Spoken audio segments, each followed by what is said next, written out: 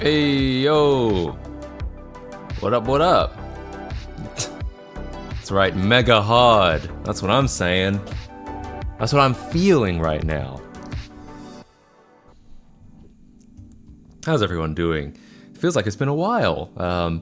It's Monday today in my time zone. Haven't been on since Thursday. It's 1, 2, 3, 4 days, technically. Oof! Big oof. Hey, how's it going? Yo! It's me. It's your boy. It's Clive. Why does my hair look like this today? Guys, do I look like shit? I think I just need a haircut. I think it's getting too, like... I'm getting too emo. Yo, guys, would you listen to like a pop punk band if I looked like this? What do you guys think? Do I look like I'm about to steal your girl? Oh no. This was a mistake. Get this shit out of here. Emo KC, you know, even when I was in emo bands, I never had the hair in front of my face. I had long hair. I had like big poofy hair, but never in front of my face. I just had the eyeliner in front of my face. It's Clive Palmer. Oh god, that's a deep cut for my Australian viewers. Clive Palmer, if you don't know, is an Australian billionaire who's also a politician. I guess he's a bit of a Trump. Like he went from big businessman to being a politician, or at least attempting to, and he was known for a little while he was trying to take page out of the Trump handbook because he was trying to meme his way into office. He was literally, he'd set up this Facebook page, which was officially run, I believe it was run by his team, his campaign. And it was called the Clive Palmer Pajama Party. Wait, what's that word? It's Parmigiana, that's what I was thinking of. Clive Palmer, Parmigiana Party. And it would just be memes featuring himself.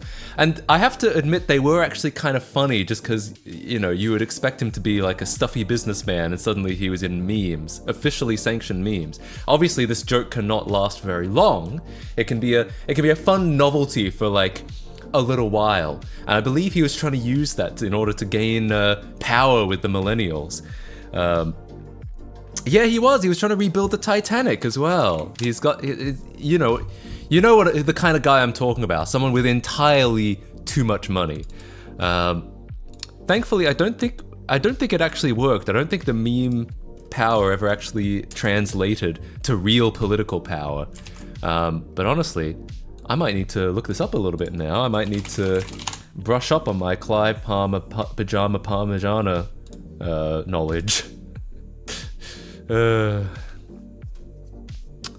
up getting a red octane Kramer Striker PS2 guitar for Clone Hero. I was the one who asked you for recommendations. Hey, I hope it works out. I've never had one of those, but I don't think. But hey, as long as it works, it's all good.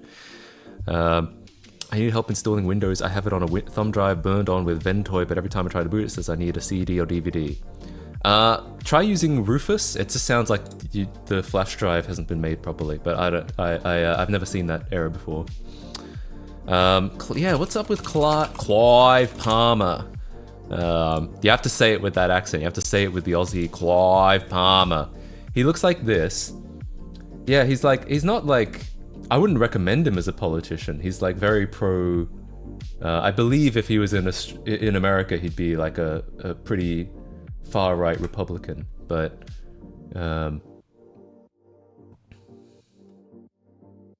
frequently involved in legal cases related to his business. Oh, he really is a Trump. Listed litigation as one of his hobbies in who's. Jesus. He's the 5th richest Australian, there you go. From just doing random shit. I think mostly from selling, like, elements. That's usually, honestly, that's where a lot of Australia's wealth comes from. It's from selling raw earth materials like iron. We sell a shitload of iron to China, and we sell, I guess, Queensland nickel. I believe the Australian dollar is unfortunately quite wrapped up in how much iron China happens to need at that one point in time. Titanic 2, here we go. This is still going apparently. Titanic 2 is a planned passenger ocean liner intended to be a functional, modern-day replica of the Olympic-class RMS Titanic. The new ship is planned to have a gross tonnage of 56,000, while the original ship measured at 46. Oh, so it's actually going to be a little heavier. The project was announced by Australian billionaire Clive Palmer in April 2012, over 10 years ago. Intended launch date was originally 2016, then 2018, and then 2022. And now I guess, who knows? Project status. When the project was first announced in 2012, Palmer claimed the construction would begin before the end of the year, with a 2016 launch. The following year, reports, experiencing financial difficulties. Delayed to March. Start was delayed to 2014, then late 2014, then still hadn't begun by 2015. Still wasn't anything. Oh, still hadn't launched in 2018. In September 2022, a London-based financial site contacted Blue Star, which I guess is the company, the Blue Star Line, for a status update, but received no response. Bro, they're just dead. They're just like, they haven't done any. There's. Are we even sure if this company still exists? It won't crash because we melted all the icebergs. True. Well done, humanity. We've gotten rid of all the icebergs. Titanic will be safe. Based. Yeah, so interesting stuff. I mean, so I don't know if I would recommend Clive Palmer as a politician. What did he try to run for? Was it actually PM, or it was? No, he actually was on something. He was he created the Palmer United Party, and won the Sunshine Coast seat of Fairfax in the 2013 Australian federal election, sitting as an MP for one term. That's a Minister for Parliament, I think. Damn. But he has no seats anymore. He had a seat briefly in 2013. Until 2017? Is that what that means? Wild. This week he actually. What's with billionaires becoming politicians? Apparently this is the thing now. He technically did it before Trump. He stole it first. Anyway. If another sub, will you build Titanic 2? No, I feel like I have some other things I need to do first. What was I feel like I feel like I had something in mind for like what I was gonna do. If I got enough subs. I feel like I've forgotten them all. Here's a history fact. On September 2023, I breathed and continued living. It was life-changing. Well, actually, I think it was the opposite of life-changing. I think if you died, that would have been life-changing. I think that was actually quite life-unchanging. Should run for president in America. Yeah, you do know. I'm sure you're aware that is not actually legal. It's I think I don't know if Australia has the same sort of law as this, but I do know that yeah, I know that in America you're supposed to be a birthright citizen, and the Constitution, I think, makes that very clear. I looked into this recently. The Constitution makes it clear you must be a birthright citizen, but it doesn't actually define what birthright means.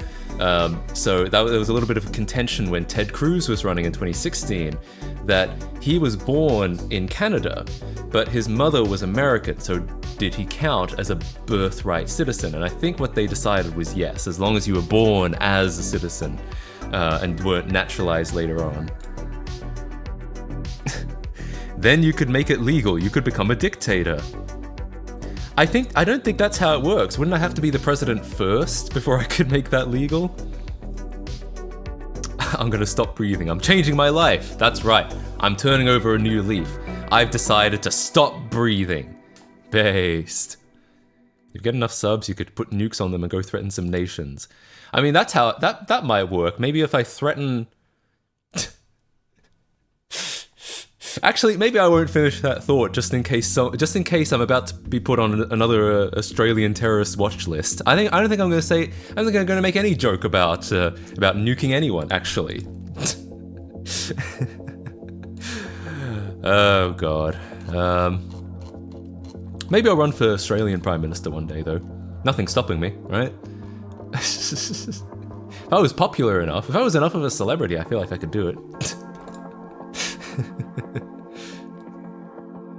Obama's birth certificate, funny story, people didn't believe he was American citizen, so they scanned his birth certificate.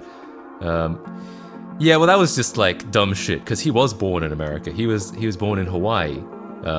That was just straight up conspiracy. I was talking about Ted Cruz, who wasn't born in America, but did have an American parent, so they had to decide whether that counted as birthright citizen, because the Constitution says birthright citizen, but it doesn't elaborate on what birthright citizen means. I'd move to Australia just for that. Hell yeah. That's right. I'll just get all my fans to come over into Australia and vote for me. And that's how we'll get in. All 106 viewers right now, we can swing the election, right? Love the story behind the Xerox bug. He scanned his birth certificate, but that brought even more problems because he scanned it with a Xerox and they had a huge software bug by the time. Interesting. I didn't pay much attention to that because I knew it was just like... I knew it was just like conspiracy, but I didn't know that was a thing.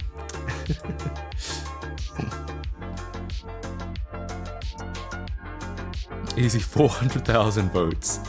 I guess that is a fair bit. In Australia, because Australia only has a population of 20 mil, so 400,000 could easily sway an election. I feel like that's a pretty significant chunk. That's like 5%.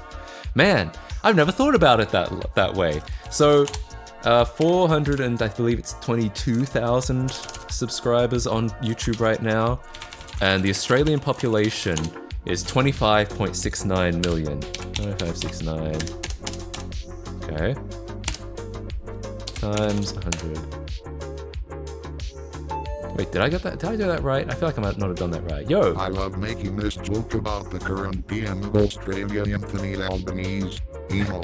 I'm from Anthony and Albanese makes aim . I am so not mature. I've never thought about it like that. I haven't been in Australia really since he took over. When I was in Australia, it was still ScoMo. But I mean, ScoMo, that was Scott Morrison, ScoMo. So it really does track that Anthony Albanese would be anal, right? Obviously, clearly. Thanks for the donation, I really appreciate it. Okay, hang on, I wanna actually calculate this real quick. So I had 422. Oh, what? Shit, we're in hex mode. I'm too much of a programmer. 422. What? What? Okay. 422,000 subscribers, and Australia has 25.69 million people. 25.69 million, I think. Damn, that's less than I thought it would be. It's only 1.6%. I thought I was thinking, I didn't know Australia had grown so much. I was thinking like 400,000 by 20 million is it's still only 2%. Still, I mean, it's more than 1%, right? Clearly that's enough. I was just trying to figure out, like, how would I calculate, like, how many people have,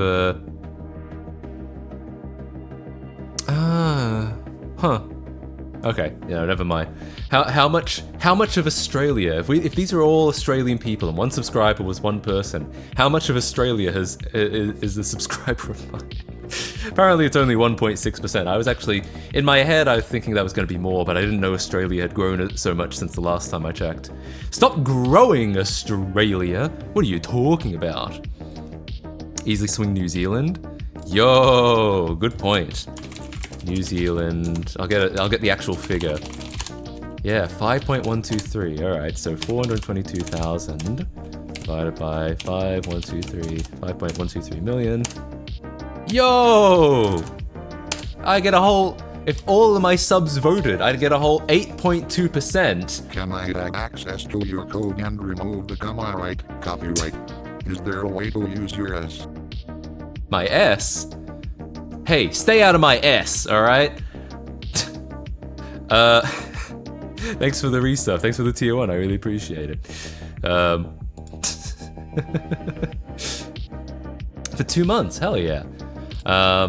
What is the Canada population? I think it's about the same. Oh no, Canada's actually a lot bigger. I thought it was roughly the same as Australia. No, not quite. There's actually almost as many Canadians as there are Californians. That's cool. So I wouldn't even have 1% in Canada, unfortunately, but I would have 8.2% in New Zealand. Hell yeah. You know what I'm doing for the next 30 years? I sent misclick. Ah, shit. Oof. The Xerox bug is really fun. It changed up the text you scanned. Why? Because compression. They don't actually save each letter at a time, but rather just scan one and repeat it multiple times. The issue is there was a bug for years in this code, so some letters and numbers were replaced by the wrong ones, and no one did notice because it was fitted into the layout really good. Damn, that's unlucky for yeah, for if you're trying to prove something with a document and then you scan it. That's not going to help at all, is it? Damn. Poor Obama.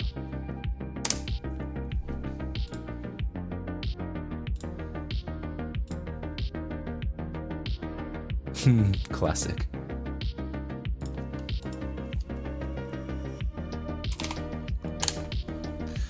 Alright. Bro's plotting the takeover of the world and love it, convincing me to dump my savings as a donor to you. That was the plan all along. If you become PM, would there be a celebratory pizza cooked by Papa Briccolini? Yeah, probably. Why not?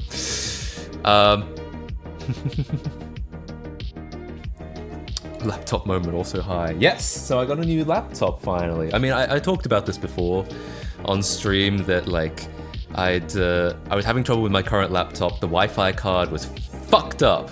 It's the Wi-Fi Bluetooth card. They're the same module, and both of them are fucked up. So I'll be able to connect to Wi-Fi. It'll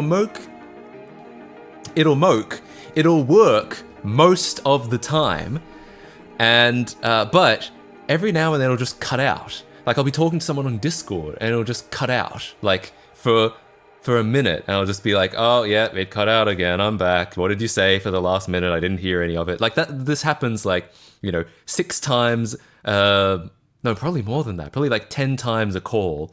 And so that's really annoying. And I noticed it also happens even when I'm not on a call, but it's less noticeable, because if you're like watching a video, it will have like buffered ahead a little bit, so you won't notice the minute of downtime so much.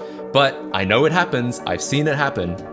And then the Bluetooth sucks as well, because I'll be like 2 meters from my Bluetooth speakers, and they'll just like, it'll be garbled the whole time, it'll be like, and I'll be like, for God's sake. And I know it's the laptop, because I connect with my phone and it's fine. So I've been having this trouble with my laptop, and in general, the hardware in this laptop I think has been buggy in general. I've had other issues with it too, but those weren't as bad. The Wi-Fi Bluetooth issue really is bad, and the real kicker is it's soldered to the motherboard, so I can't even just swap it out with another Wi-Fi Bluetooth card. Like, it would be so easy if I could just do that. So eventually it came down to, well, you know, it's a couple years old now. It's 3 years old now, and that's usually when I upgrade my laptop anyway. It's for the last, since about 2017 or so, I've upgraded my laptop every 3 years. So I figure, you know, that's fine. Let's just get a new laptop. So I bought it. It finally arrived yesterday. So I'll probably be opening up on stream.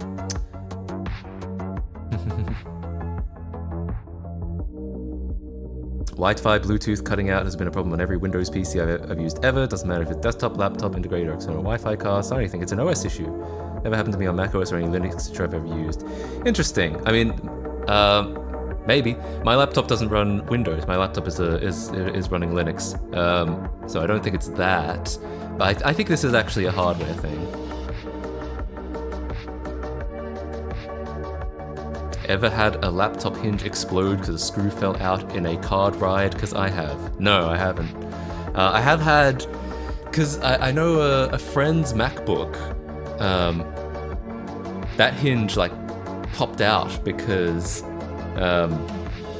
yeah, I don't know what exactly, well, and I looked inside and basically the screws in that hinge are tiny. They're these tiny little screws. And the amount of weight that they have to deal with that huge screen, it was like a 15-inch MacBook screen.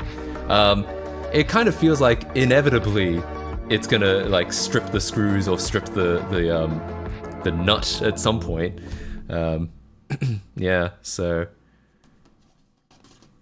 Do you use Windows or just Linux? I mean, I use Windows all the time in like virtual machines, but I don't have Windows installed as a host anywhere.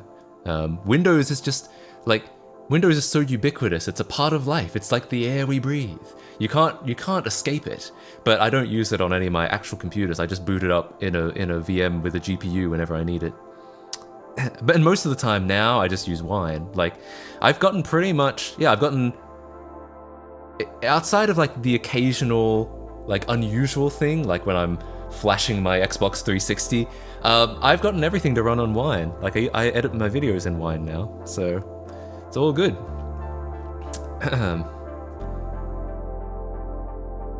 Is your new laptop pre-installed with Linux? No, it's gonna have Windows 11 Pro on it. But you know, what I'm probably gonna do is just clone my install from my current laptop to the new laptop, because Linux is actually really good about that. Like Windows, I've had a lot of trouble. Like Windows, I think doesn't like to be migrated from one PC to another, but I find macOS is fine and Linux is fine.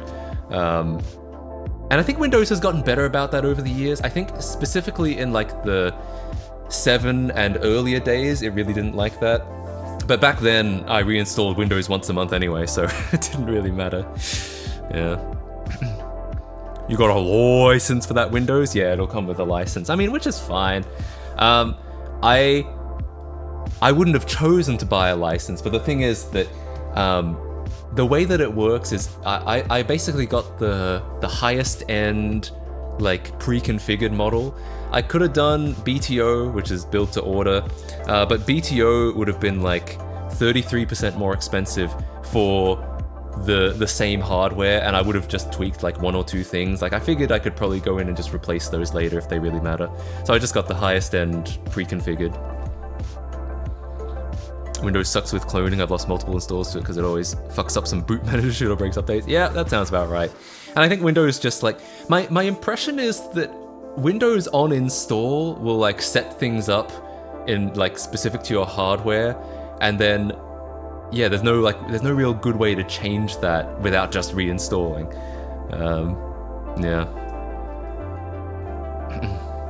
So yeah, what I'm probably gonna do is just like, cool that it's got a Windows license on it. I'm not gonna use it. Maybe I'll use it for something else one day, but like what I'm really just gonna do is just clone my existing Linux install just straight over, and it should work. Yeah. Excited about Steam Deck and Steam OS with Windows app support. Is that different for like? Is that new? Is there a new thing? Because I know Steam Deck exists and I know it's got Proton, but is there news about that? Ever seen a broken lid switch in a GameCube before? No. I haven't done a lot of GameCube stuff really. I've only owned I've only owned 2 GameCubes in my life, and both of them I just did a Xeno GC. Yeah, I haven't done anything beyond that. I'd be interested in looking into Pico Boot, because currently the problem I'm having right now is you guys have seen, if you guys were here for my GameCube stream, you'd know that my GameCube, I can boot games off the SD card using, I'm using SD2SP2, I think that's what it's called. But that requires you to boot Swiss from a disk. And for whatever reason, either the drive is like dying or it doesn't like the media. It sometimes has trouble loading this disk. Like once Swiss is loaded, it's all good. Just play games from there. But it doesn't love this disk. So what's kind of cool about Pico Boot is that in theory, it'll boot into Swiss without relying on the disk drive, and the disk drive can still exist as kind of a separate component if I want to play official games, disk-based games, but then it can also boot stuff off SD card or even NVMe SSDs now, apparently.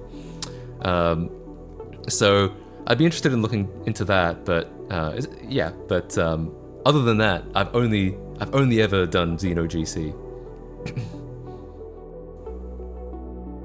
Excited about the booming Steam Deck release because it's pushing Proton to new levels, even to consumer grade level, maybe even anti-cheat will work on Linux in the future. Yeah, I mean, I think it's all good. I think Valve has single-handedly made Linux a viable gaming platform, and I'm all for it. I think that's great. You know, there was a time when, you know, Windows was the best platform. Windows has always been the best platform, at least for the last 30 years or so. And then the Mac was probably the second best, and then Linux was like, there was nothing.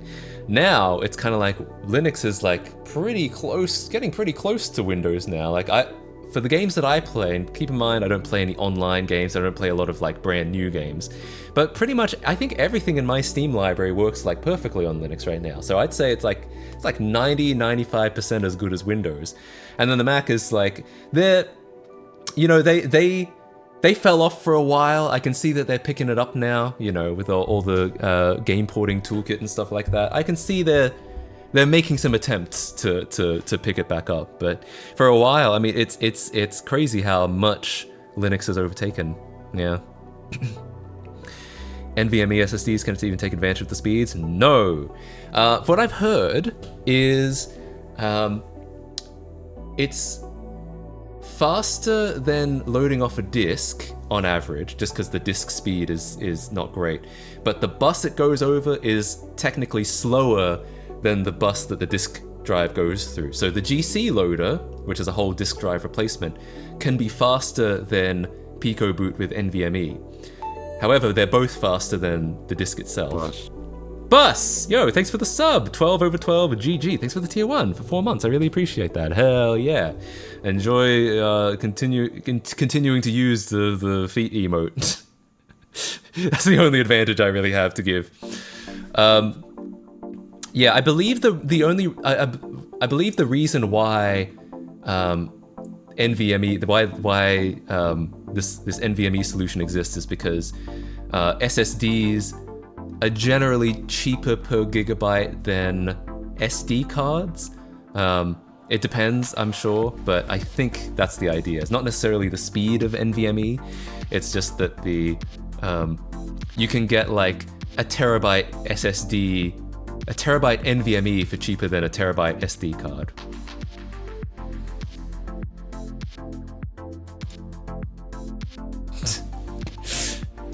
They could provide Vulkan, motherfuckers. That's what I'm saying. If they really cared, they provide Vulkan, for God's sake.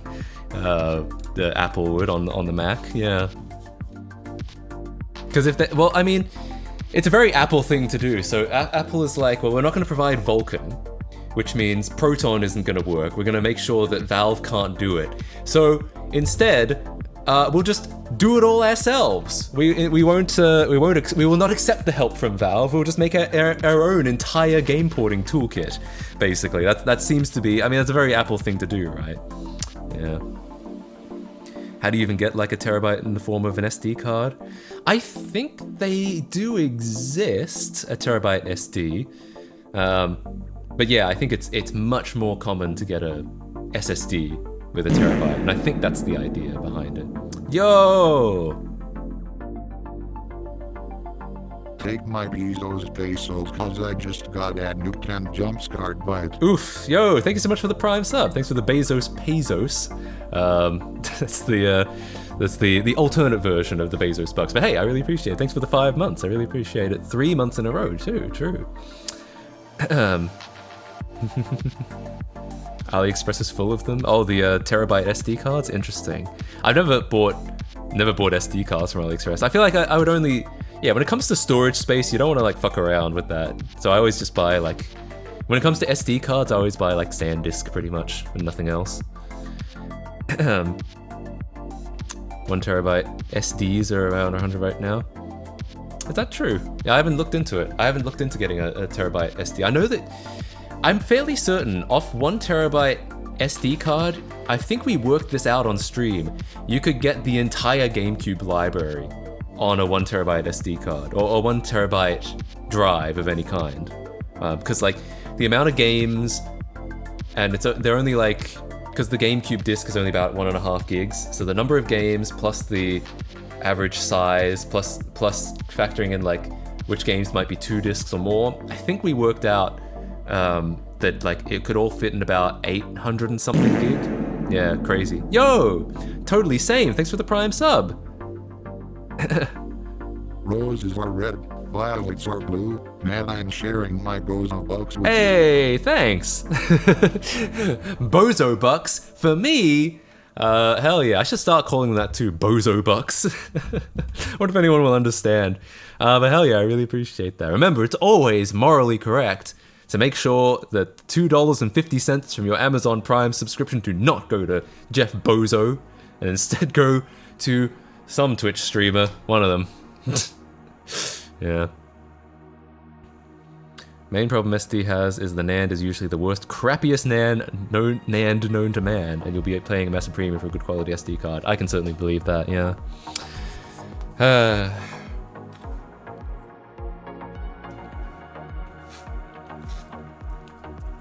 Jeff Bozo. Anyway, yo. Welcome. What have I been working on recently? Oh yeah, so I've been putting out videos on the Matt Casey Bytes channel. If you guys haven't seen, and they're doing pretty well. I'm pretty happy with people that, and yeah, I'm pretty happy that people are enjoying the. To me, these are much like smaller videos in the sense that I feel like I can write and edit one of these in like a day or two, whereas a normal video of mine is like 2 or 3 weeks of like writing and filming and editing, and so I'm glad people are enjoying these. And my hope is maybe we can start like getting them out on a weekly basis, and then the main channel will do like the really big stuff like the Lego Island decomp and whatnot. No effort videos. They're not no effort. I do, you know, I try to make them as watchable as they can be, but they are quicker. That's why I call them bites. So yeah.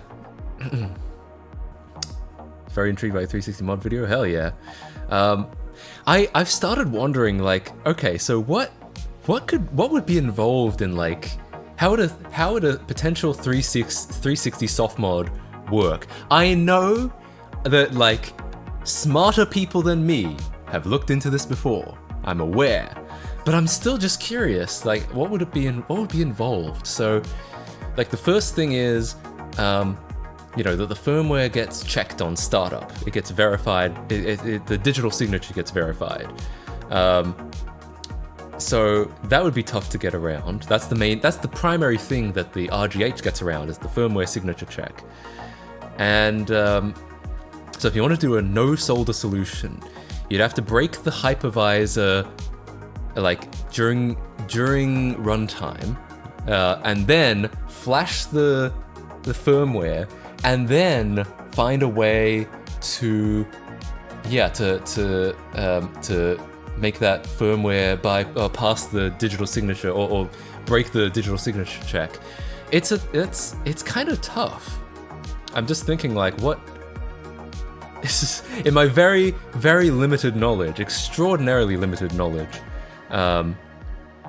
King Hong Kong be considered technical soft mod? Yeah, I believe so, but I think they patched that pretty quickly. I don't think you can do that on current 360s. Soft wood. Yo! I'm about to give it my soft wood. Yeah, now I'm just thinking, okay, so... because you could probably... someone mentioned PS3 Hen, which is Homebrew Enabler. It's kind of like a tethered iPhone jailbreak where you have to be... it boots up unmodded and you have to like mod it once it's up. Either... Sometimes you can do it from a PC, that's a full tethered iPhone jailbreak. And then there's, I think, semi-untethered, which is that you don't need a PC, but you have to launch something on your phone. That's the same as PS3 Hen, Homebrew Enabler, where it starts up unmodded, and then you have to mod it while it's running. There's gotta be like a 360 soft mod that's at least that good. I feel like there's gotta be some exploit somewhere where you might not be able to boot it up in modified state, but there's probably some way to break the hypervisor. Like I said, smarter people than me have looked into this before,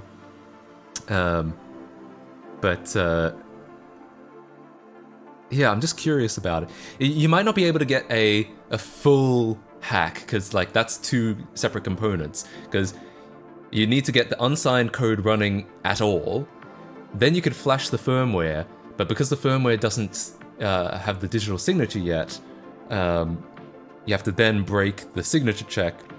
So these two things, I feel like you could definitely do the first. It'd be difficult to do the second as well without the reset glitch hack.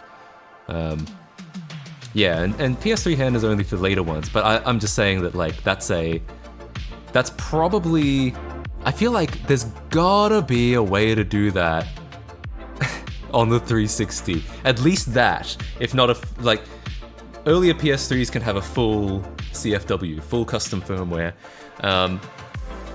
Yeah, but the 360 would be difficult.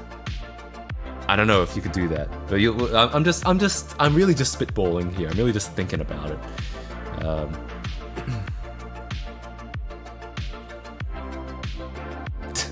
360 hypervisor decomp. Goddamn. Yeah, maybe. I mean, it is the kind of project that I'd love to be able to sink my teeth into. Just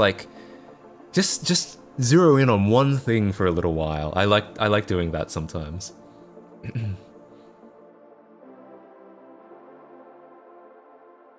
It's basically what the PS5 scene is kind of what is up with right now. You can run unsigned code, but you don't got hypervisor access. Interesting. Yeah, because like, if you could run unsigned code, you could flash the 360 firmware, but that doesn't help because the firmware signature is checked on startup. So you'd still need, even if you could do that, you might skip a step insofar as like you wouldn't need to solder a flasher in, but you'd still need to do the reset glitch hack to get around the signature enforcement. Yeah. I find it extraordinary on how the Xbox has barely ever had soft mods. After the first one, yeah, kind of. I mean, Microsoft definitely invested a lot into it, but they also did something really smart with the Xbox One and later, which is that they provided dev mode, which let you run homebrew and emulators and shit like that. So that was like a whole market that just didn't need to hack it anymore. And arguably, the homebrew people are probably going to be the most resourceful because they're like the hardcore programmers. They're not the people who, they're not the piracy people who are just motivated by like, not spending any money. That's a fairly weak motivation overall. Would you rather spend like 12 months of your life figuring out a fucking hack for a console, or would you rather just spend, you know, $50 on a game? You know, it for most people it doesn't really balance out. So yeah, they removed a lot of the motivation to hack it for sure. No, you didn't miss the unboxing. We haven't started yet. No, I know you can't spoof a SIG. You'd have to like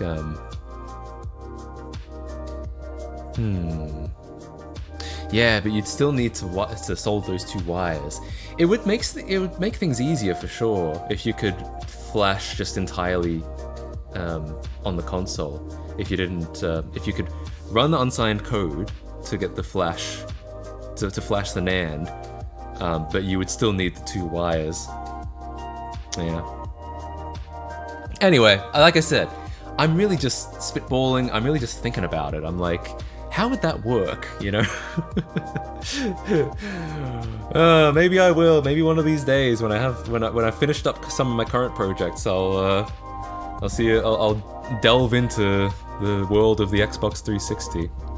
I mean, like, the PS3 hack happens through the web browser, and the 360's web browser must have been based on Internet Explorer. Surely it's got to have some bugs in it, right? It's Internet Explorer. Yeah, I don't know. I'm probably making this a lot easier than I'm probably underestimating how much effort there is. ActiveX. Yo, I wonder if any of that survived into the Xbox 360. Xbox 360 did have a web browser, didn't it? Like, Internet Explorer on, oh my god. Hang on.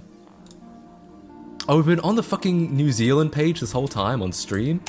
Internet Explorer, Xbox 360. Apparently there was actually an actual app. An Internet Explorer app on Xbox 360. Ew.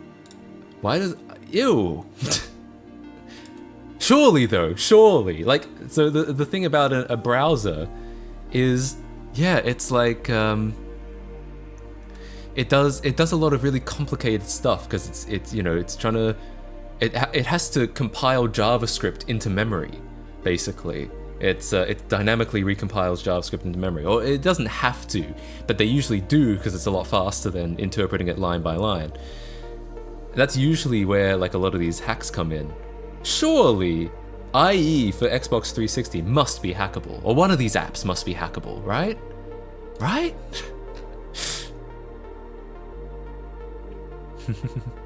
It actually worked nice. I used it back in the day. Interesting. I remember I tried using the Wii Internet channel. Wii Internet channel. Classic. Yeah. Oh, I also remember I used the Wii YouTube channel, but I mean it's kind of mediocre when the Wii can only output 480p. Like, you got a 1080p TV, but like the Wii is kind of a poor YouTube player from that perspective because it only went up to 480p.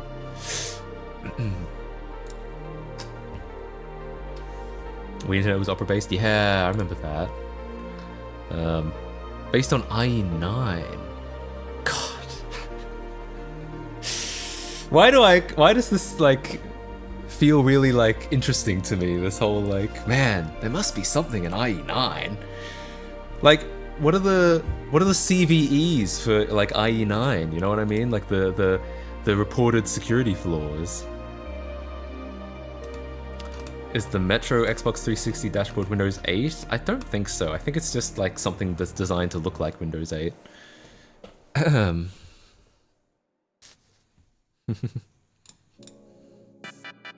Oh no, what's this? Oh, it's the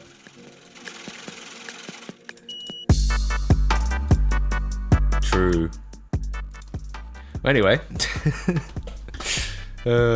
360 still gets updates from time to time, so the JavaScript is the only thing that still stands on that browser. Right. That means that whatever is found could get patched out. if it's still getting updates. Stop, I'm going down a rabbit hole. That's me right now. I'm always like, yeah. Oh yeah, no, we're both going down the rabbit hole. Yeah, I'm all about that, honestly. I really like going down rabbit holes, even though that sounds really suggestive. I really like it. Kernel-wise, all this runs on NT. Has to be some bugs in there at least. Maybe NT is pretty solid. My understanding is the hypervisor is pretty solid on the 360, but like, there's got to be something. I feel like the browser is like the most obvious culprit, just because it has to have permission to write executable code into memory, assuming that they dynamically recompile their JavaScript. They might not. They might just slowly do it at runtime. They might slowly interpret the JavaScript one line at a time. But assuming they don't, assuming they dynamically recompile it, it has to be able to write executable code into memory, and that's a really nice place to do an exploit. Decompile IE9 and find it for yourself. Yeah. No, I don't think you'd bother decompiling it, but you would load it up into Ghidra and see if you could find any flaws. Yeah, Chrome certainly jits its code. Yeah, I think WebKit I think definitely does. I feel like that's probably how the PS3 exploit works, but I don't actually know. I was gonna say 360 is still getting updated. Then I remembered just some months ago Nintendo released an update to patch out a bunch of soft modding methods on the fucking 3DS. Yeah. Yep. I remember that. They released isolate code. Yeah, I mean, it's all inside a hypervisor, so yeah, it would have to be the kind of thing where we could run our own. Well, so I guess the JavaScript is like a really roundabout way to run unsigned code, but like whether you can actually do something with that unsigned code would probably require a separate exploit in the hypervisor. So yeah, so you'd need the JavaScript code to exploit the hypervisor somehow. Yeah, Jesus. Or, you know what we really just need to do? All the 360 code is going to be signed with some kind of Xbox 360 master key, right? Surely we can just leak that key, right? Tier 100. I wonder how hard it would be to compile Chromium for the 360 in order to use something like Cloud or modern JavaScript frameworks on it. Assuming you had like a modded 360 to run the homebrew, I don't know how hard it would be, but I imagine it could do it. 360 is like, it's DirectX 9, like a triple core, it's got a couple gigs of RAM, I think. Actually, how much RAM does the 360 have? It might be less than a gig. Xbox 360 RAM. It's half a gig, 512 meg. Okay, but so it's basically like a pretty decent XP PC in the 2000s, right? So, Chromium doesn't support XP anymore, but that doesn't mean it couldn't be made to. I'm sure there might be a fork that supports XP or Firefox. Only 512, damn. Yeah, consoles I think can get away with less RAM. I don't know about get away with, but they often have not much RAM, and then I guess manufacturers just they find ways to make it work. Like the original Xbox only had 64 megs of RAM, which I guess in 2001 was a little low-ish. I don't know. It's a project that allows you to run modern software on XP. Is it kernel X? I mean, there wouldn't be something like that on 360, but yeah, if you could just, I'm sure you could do it. I'm sure it could be doable. Loads of Chinese Chromium forks that still do XP. Yeah, maybe something like that you could port back to the Xbox 360. PS2 has 32. Yeah, pretty low considering like nowadays, obviously, but also even considering the PCs at the time, consoles had pretty low amount of RAM, it seems. Yeah. Yeah, because the games are designed for them. They can kind of get away with it. Naughty Dog put Crash Bandicoot into 2 megs of RAM. I think so. I think think that's true. Yeah, the PlayStation 1 has 2 megabytes of RAM, yeah. Which is kind of wild considering, like, how much goes on that console sometimes. Yeah. Didn't 360 have file sharing in the Media Center app? Maybe try SMB remote code execution trick. Huh. Interesting. Yeah, the Eternal Blue stuff, right? Is that the that's the thing I'm thinking of? Yeah, Eternal Blue. Hang on, let's have a read of this.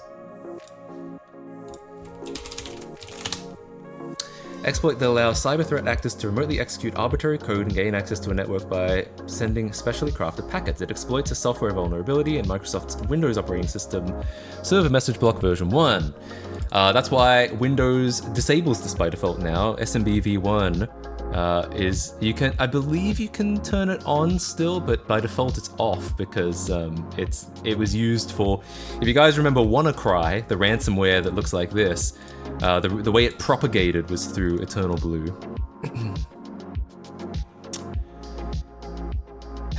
Interesting. That would be an interesting vector to do it, but honestly, Microsoft could have patched this out. Like this is 2017, and if the 360 is still receiving updates, they might have patched that out. Didn't SMB have an exploit where you can gain access to the root file system by making symlinks to / for Linux? Maybe. I haven't heard about that one, actually.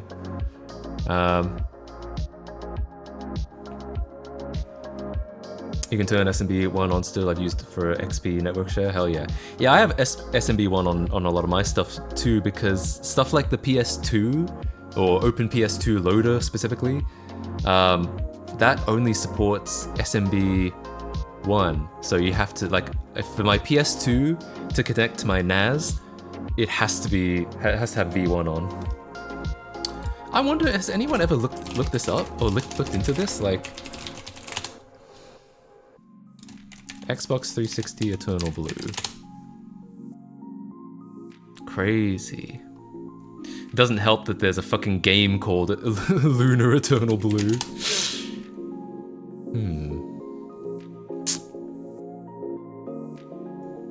What an interesting idea. Interesting. Anyway, like I said, I'm sure it's so much more complicated than I'm like making it sound, but yeah, I'm just interested. I forgot you need it for OPL, yeah. I also have, because I deal with so many old versions of Windows, I'm always running like XP or 98 or 95. It's also helpful to have SMB1 available just for them, like just so you can still access stuff on the NAS through them. You're definitely being put on some cyber watch lists now. No, don't worry. I didn't search Bomb Canberra this time. I don't think the government cares that much about the Xbox 360. Though, I guess it wasn't Eternal Blue actually discovered by the NSA. I seem to remember that. Yeah. Look at this. NSA, hang on. Is that the first mention of it? Yeah, it's developed by the NSA, the same motherfuckers that made Ghidra, and also read all of our emails and look at all of our nudes. So it says, yeah, the NSA did not alert Microsoft about the vulnerabilities and held onto it for more than 5 years. So they discovered this in like 2012, presumably. Before the breach forced its hand, the agency then warned Microsoft about learning about Eternal Blue's possible theft, allowing the company to prepare a software patch issued. Wild. Wait, this was... Huh.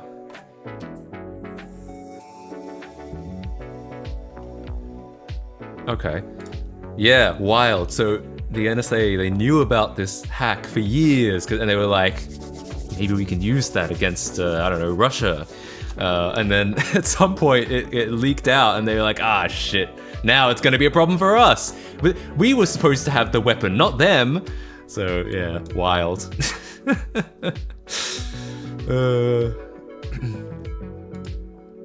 They didn't report it, yeah, crazy.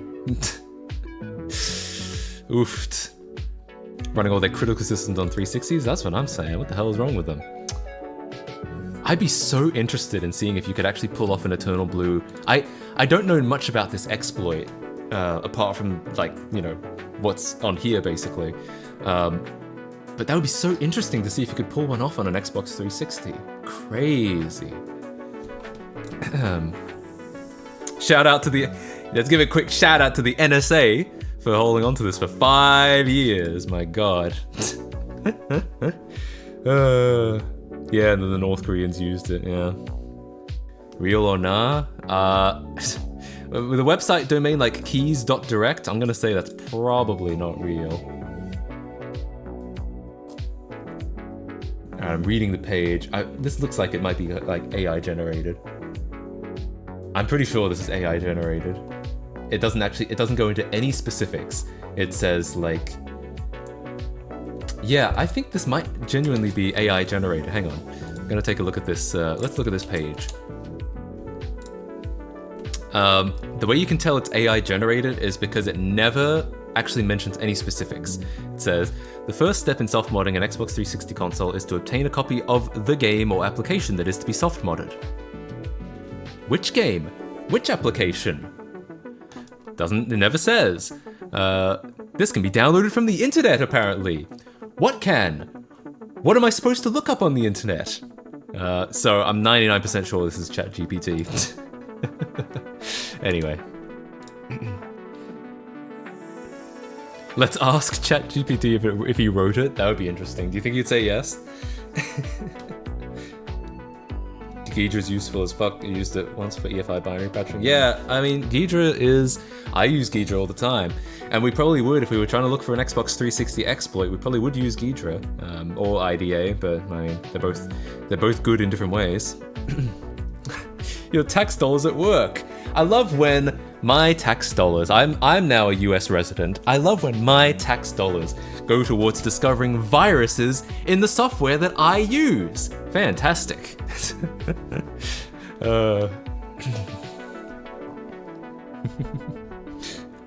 Future Matt KC stream. Conquer the entire planet, country by country, building an empire owned by our Lord and Savior Matt Casey, and eventually the US will be conquered, and so will the Xbox 360 source code. That's true.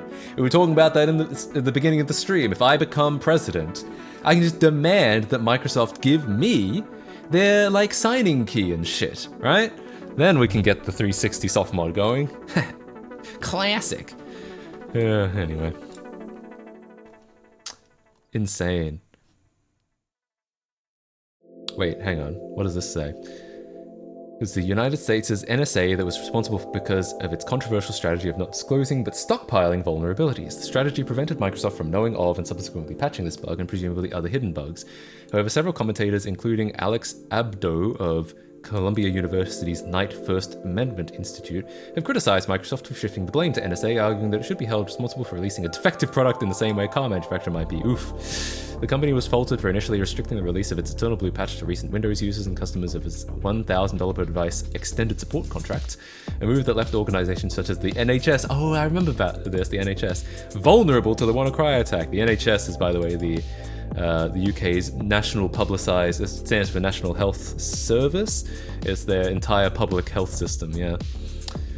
A month after the patch was released, Microsoft took the rare step of making it available for free to users of all vulnerable Windows editions dating back to Windows XP. Classic. Man, I am kind of curious how Eternal Blue works, but I don't know. Is it safe to look this up on stream? Like, to actually, like... Surely someone must have, like... Oh, here we go. Eternal Blue, written in C#.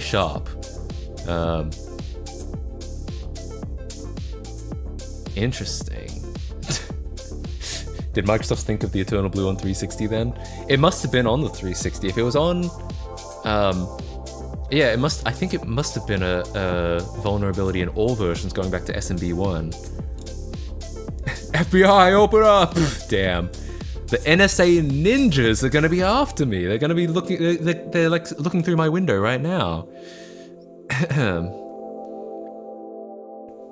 NHS got badly affected. Yeah, I heard that. It's public info? I guess so, yeah. I'm just like... you know, you never know if someone out there is going to be like, oh, now I know how to make my own virus. Like, even if it's out there already, you never know if you're going to like encourage people. You know what I mean? Wait, you can do it in a PowerShell script? Huh.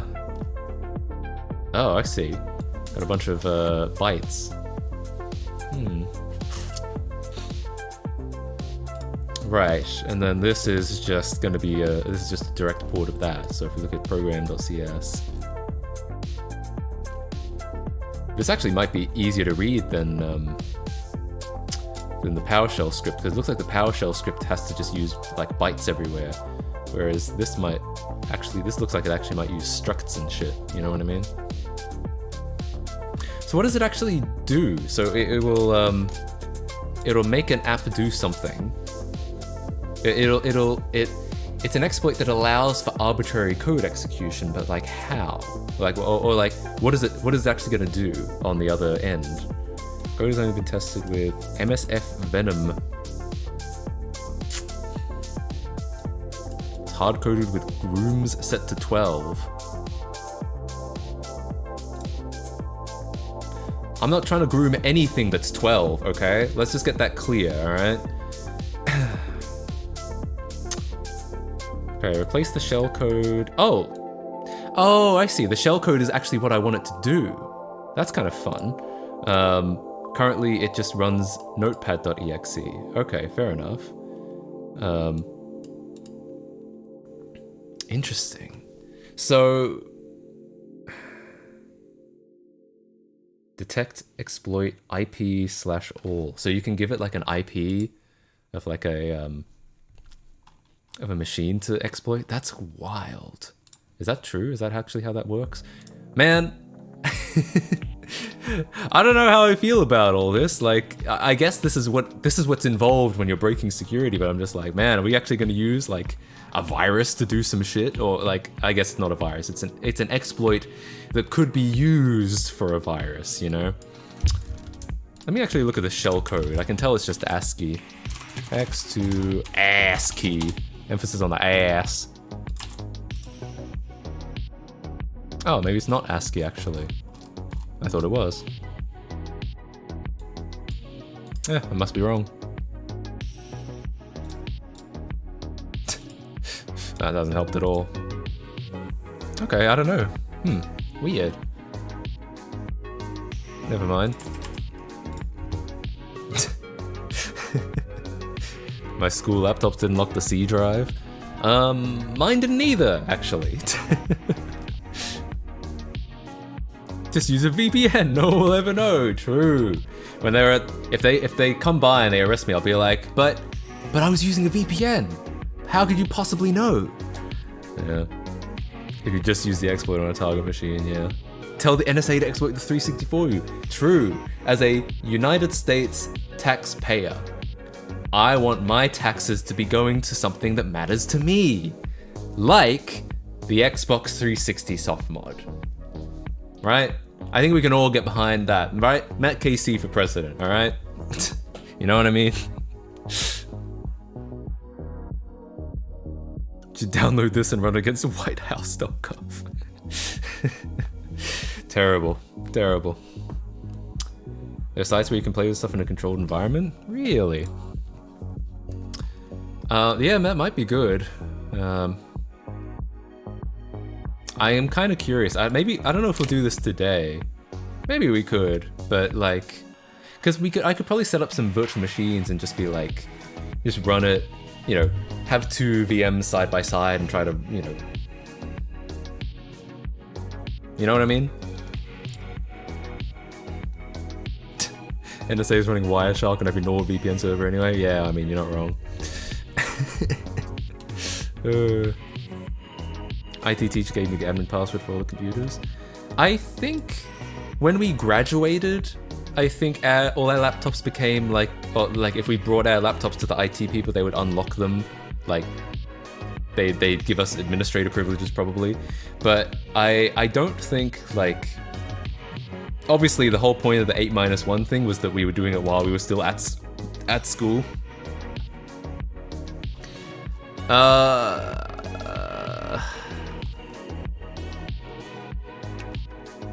Anyway, I mean, man, it would be interesting to see if you could, like, I feel like this would be so interesting, but this is probably, even to start doing this would probably be, I'd probably be setting up the next like 3 weeks of work, right? Because I not only have to like get familiar with Eternal Blue, then I have to like see if I can run it on an Xbox, and then, and that's probably going to take a week, and then I'm going to have to see if I can, yeah, I don't know.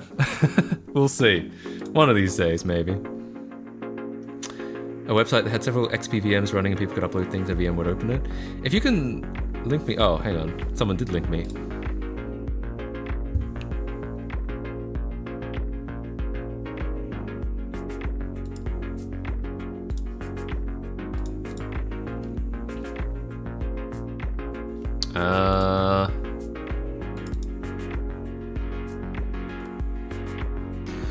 Do I need to pay for this?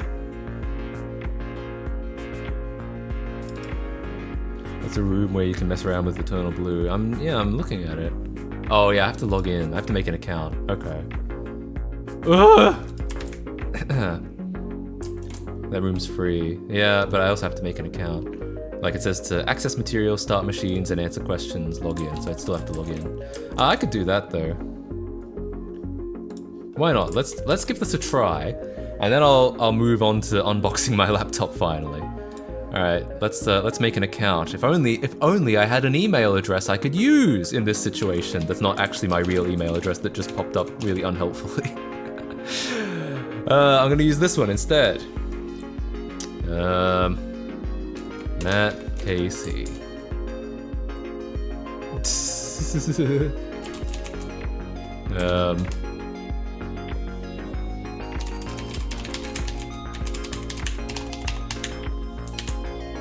Average-ish.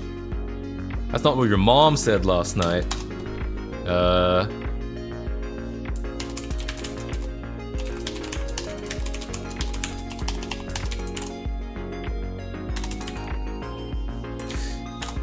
Hang on.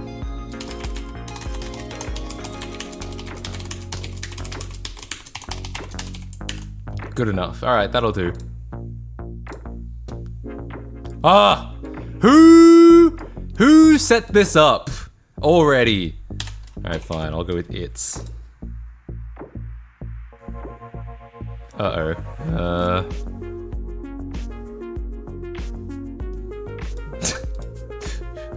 Why?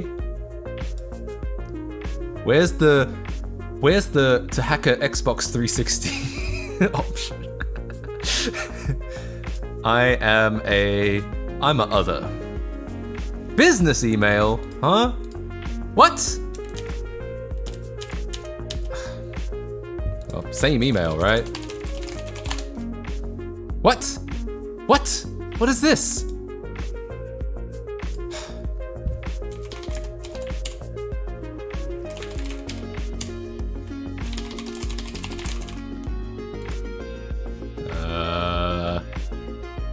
What are you guys? Are you guys the security team or the sales team?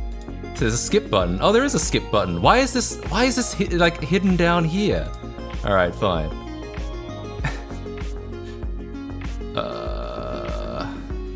Sure. Cool. All right. Anyway, as I was saying. Cool. I need to join the room. All right. Here we are, joining the room. Start machine. Use a VPN. Okay, that'll work. Doing your mom enterprise. It's true. That's gonna be my new company. You started. Okay. Cool. All right. Let's see what happens. Let's see if we can actually exploit a Windows XP machine. I'm very confused. So apparently this is an online virtual machine that will have like stuff in place to let me fuck it up, essentially. Someone hack the IP address before he does. Oh shit, true.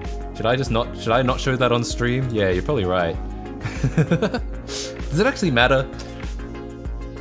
It's not my computer.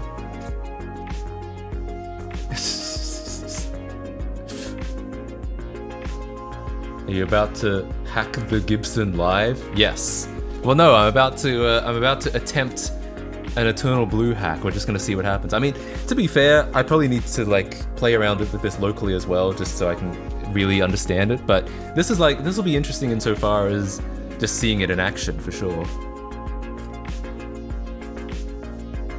You won't accomplish your goal if you don't cover it. Right. Okay.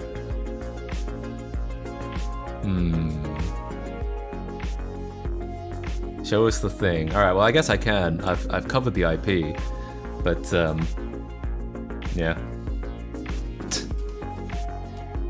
I already know the IP. It's 192.168.1.1. Oh no! Hey, that's where I am too. Why do we all have the same IP address? Yeah. Anyway.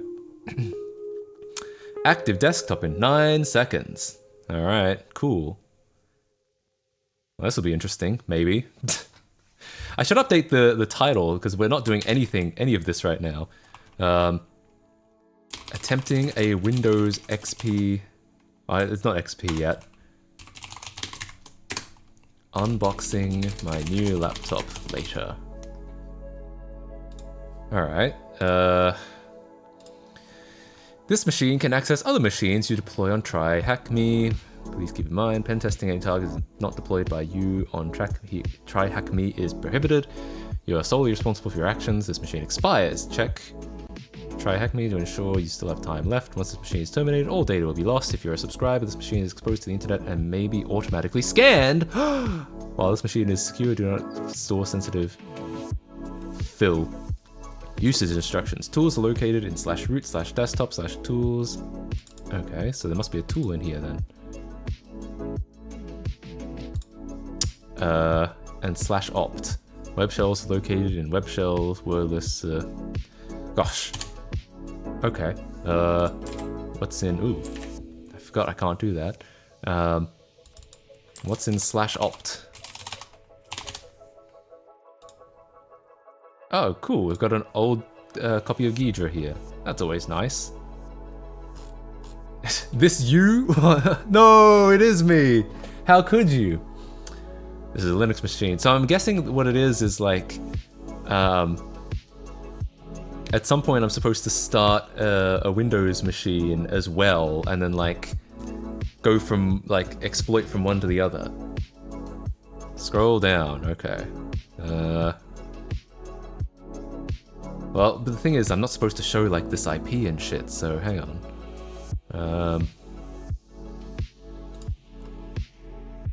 Okay. Scan and learn what exploit this machine is vulnerable to. Please note that this machine does not respond to ping and may take a few minutes to boot up. Okay.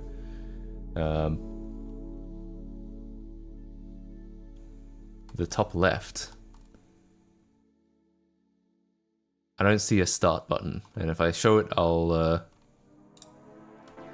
dox the IP, which might be bad. I don't know.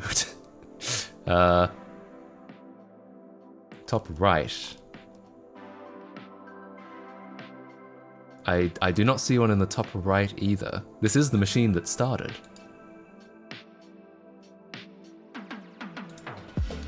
Alright, fine. I mean, I guess if it's like... if we have to set up another one of these with a new IP, it's fine. Alright, well, here it is. I don't know. Like, I don't see any start button anywhere.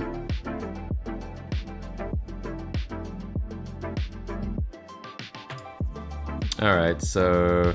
yeah, I've already clicked this. This is what happened when... this is what started this. Scan the machine. I don't want to do that. I just want to... all I want to do is just run... you know, maybe I'll do this later. It seems like it's trying to get me to do a lot more than I want to do. And to answer the questions. I don't know if I'm interested in answering the questions, I'll be honest with you. I think all I wanted to do is try this one exploit.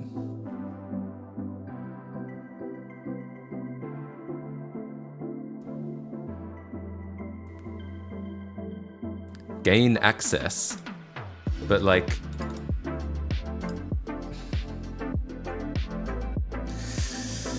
Alright, I feel like... I don't know if this is getting me any closer to actually trying it. Feels like you could have made your own XPVM and run the exploit. That's kind of how I feel, like... Not that I could have done it in the current time, but that I could do it in the time it would take me to answer these questions. You have to pay $14. I didn't think I had to. I thought this was just for, like, the walkthrough video. You need to use Metasploit.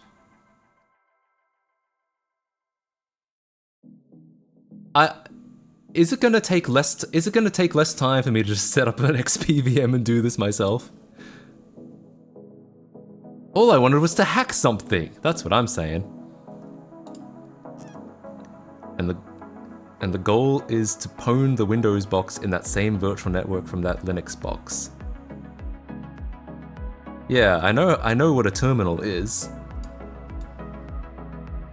But like, now what? What's going on? I had to go for a bit and I come back to this. Metasploit, apparently. Type in MSF console. Where are you getting these instructions from? Like, I don't know if I care to answer these questions. I still don't know if I care to answer these questions. You can actually show the IP. It's only accessible via the VPN. Well, it's already happened. It's too late. I've done this myself. Oh, okay. Run the exploit. Okay. I have to press enter for the DOS shell to appear. I see. Alright, what was I supposed to do here? Like... Ugh, I don't know. I'm not trying to be quizzed. I'm just trying to do... I don't know. I'm not here to learn anything. It's not that hard, but like... Why? I don't want to be quizzed. I just wanted to see this exploit work.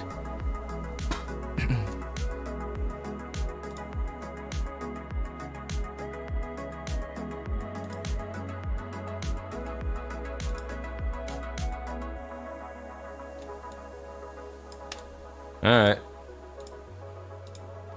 Not gonna get anywhere with that willingness to learn, but like I'm not... Alright, whatever. Whatever, bro. Dude. Anyway. I know the exploit is not gonna run itself, but it's just like, what is any of this?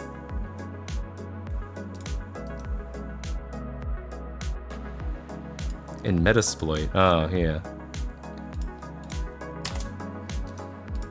Like, hang on.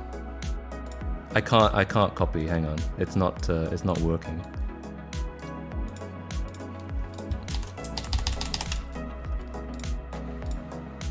No, I can't paste. It's not letting me paste. So, I don't know. I guess I'll just type it all out. I'm not like unwilling to learn. It's just like, what am I even learning? Like, I learn shit all the time.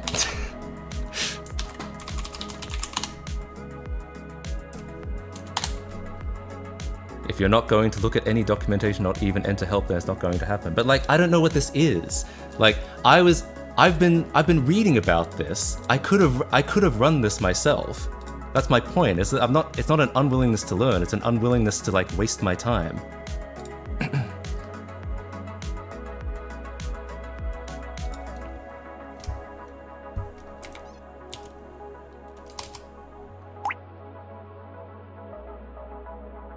I don't know. I might do this later. I just feel like it's just gonna like, I don't know.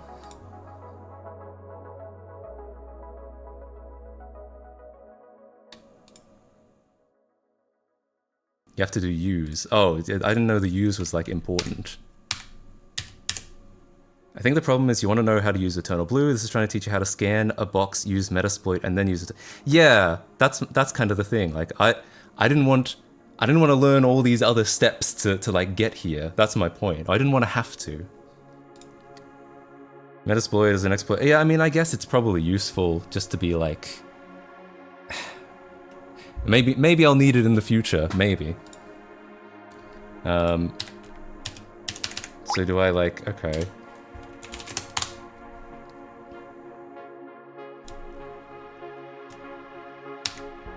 Well...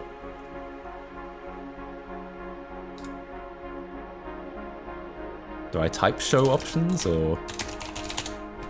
Okay.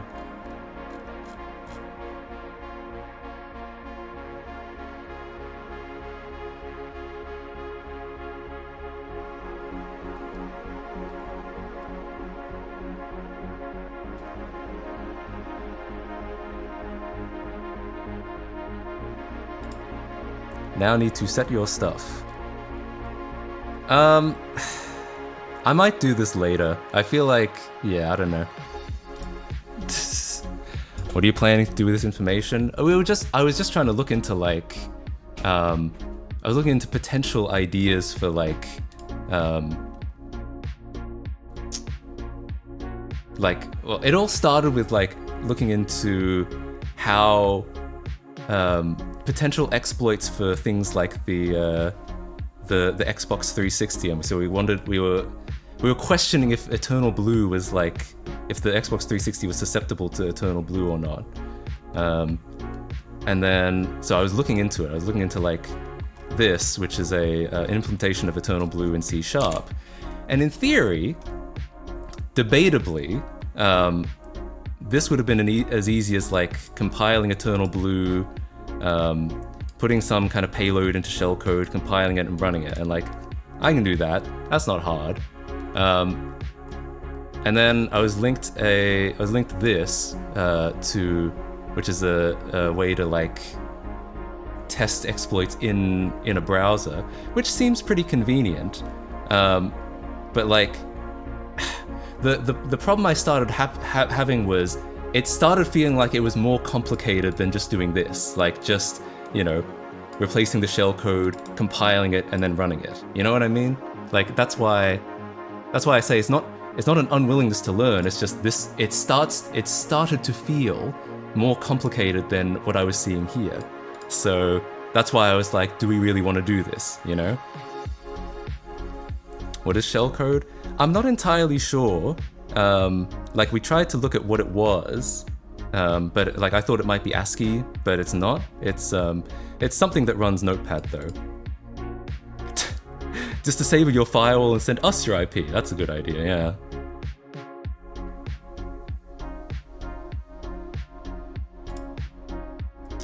You need to set your L host and R host. L host your attacker VM. Do I know what the attacker VM is? Go back to your Google tab. I think I saw some shellcode generator.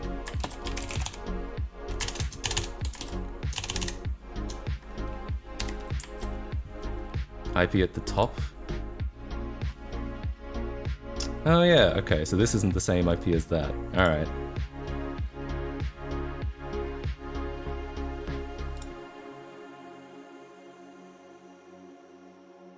Machine code. Is it actually like x86 assembly? That would be interesting. Hang on. Now I'm curious.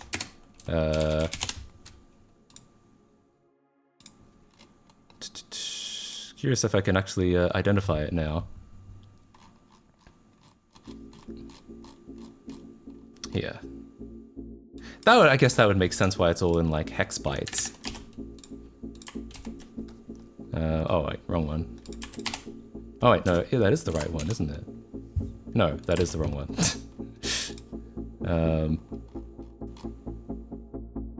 It also might be 64-bit. I'm not sure if it is or not.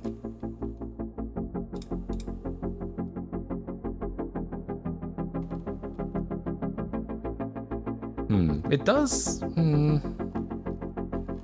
Yeah, I'm not sure if it's 64-bit or not.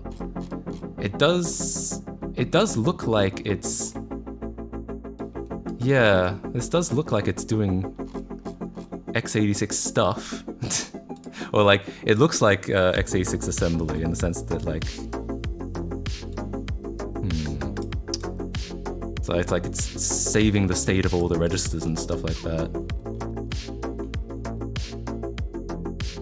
Yes, code, but I'm not sure.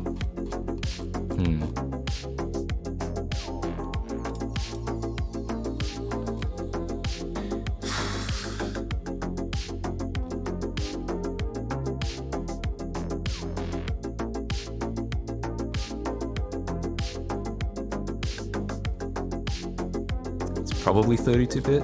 That would make sense just because presumably like 32-bit code would run on 64-bit Windows, but I don't know if that would be the case in this scenario, like if it's not going through the actual executable loader. Might be encoded? Yeah, maybe. If software engineer is a job? No. I'm a YouTuber as a job. Software engineering is just what I do as YouTube content. I mean, I guess it's a hobby strictly. Like, these are like bad, so maybe it is 64-bit. Definitely looks like working code. That's what I was thinking. Yeah, it looks like it's working code. It does seem to make more sense. I feel like it makes more sense 64-bit, because like you can see it pushing all these registers, which would feel like that would feel like a valid thing to do as far as like saving the state of the CPU. Are you a hacker? No, I'm not a hacker.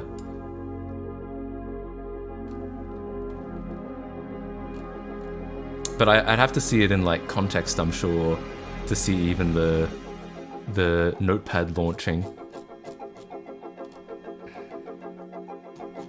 Oh yeah, and it ends with a C3. That's a return. Yeah, so it's definitely, it's probably not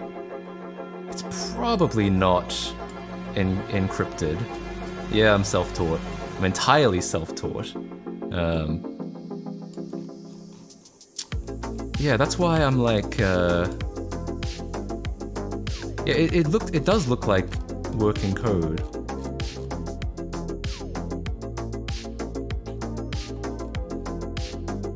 Anyway, all right. Well, let's see if we can make this work. Well, lhost is already set to that then, isn't it? Or yeah, it's already set to that. It wouldn't run if it was. Yeah, probably.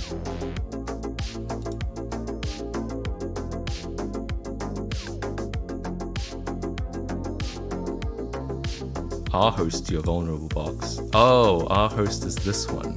Okay.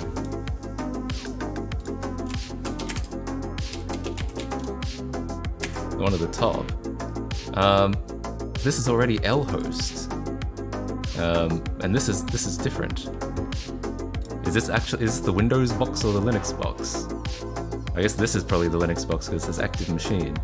But this is already lhost, so should it be lhost and rhost?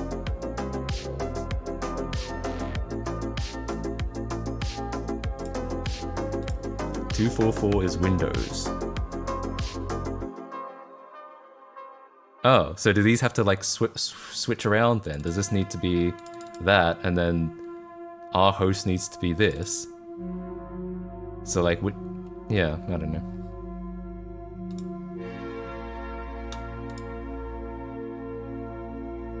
Just set our hosts. All right. Needs to be the Windows one. Is it our hosts or our host?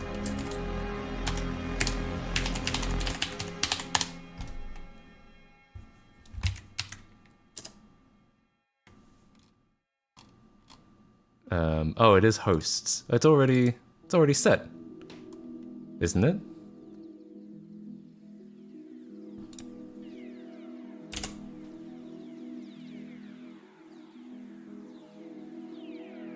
Now do exploit. Or just type exploit. Oh, okay.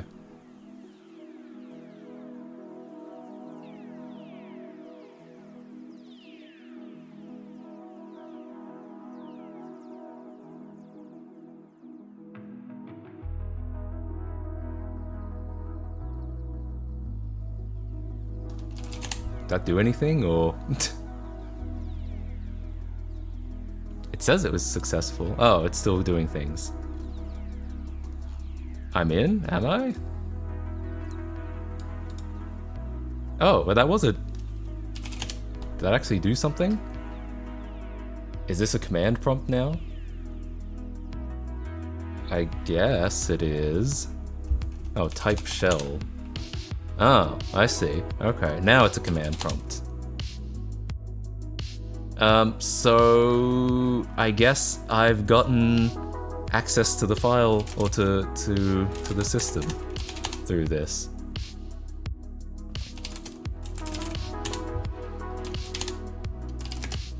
Nice one, John.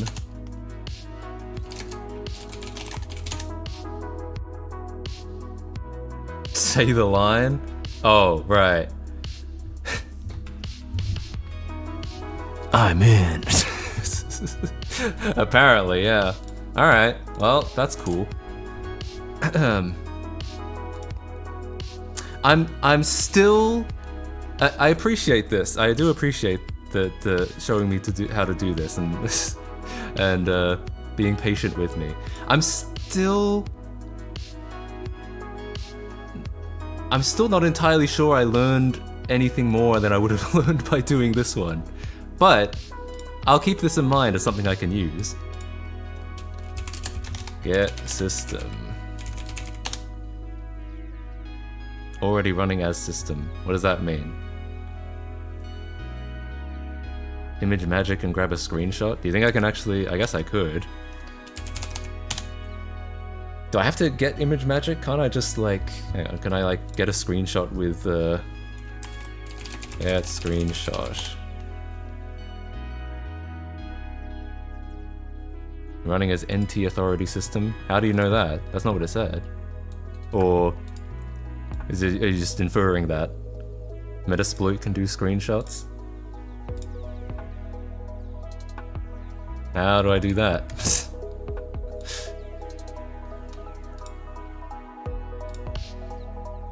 Will I hack the Microsoft headquarters using this? Yeah, probably. It just lied to you. What? I feel like that's an oxymoron. I feel like that's a contradiction. It did not, if it lied to me, then it didn't tell me. Try PowerShell, it has wget or curl. Yeah, I mean, if I wanted to get image magic, yeah, I'd use one of those, but like, exit and then do screen grab. I guess not. I guess it needs some other shit to be loaded. Well, anyway, alright, I think that's good enough. I think, yeah, next time I try this, maybe I'll try this on stream, and I'll I don't know how to load the module. Next time when I do it on stream, I think I'll do it on real VMs. Just run rm-rf. True, good idea. Alright. Cool. That's a good screenshot. Anyway, it wouldn't work for Xbox 360 though, not x86. Yeah, I guess we'd have to do some PowerPC code, right?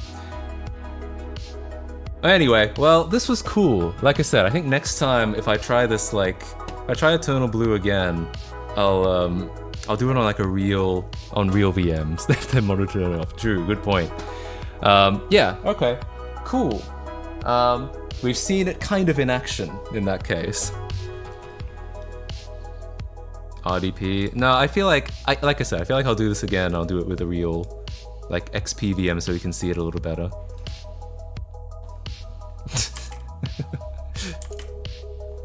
You should install Metasploit on your PC. I assume, is it more or less, or what does it do on my PC? I'm pressing the command prompt? Sure, yeah.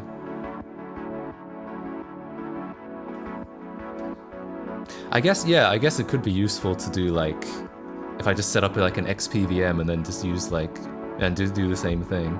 Yeah, I could try that.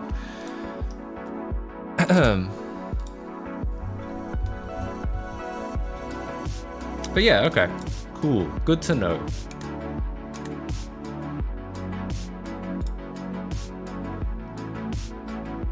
You should run Pacman RSC system D as root. I feel like that's not a good idea.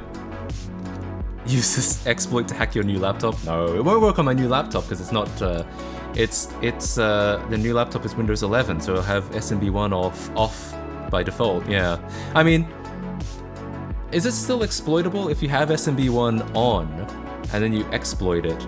Like, yeah, does it still work?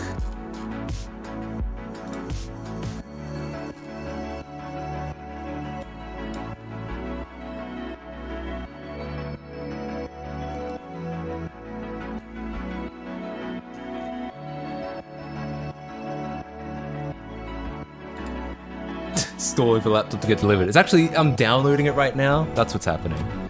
Is there even a laptop? There is a laptop. I guess we'll move on to that now, won't we? Pac-Man, RDD, Linux firmware. True, good idea.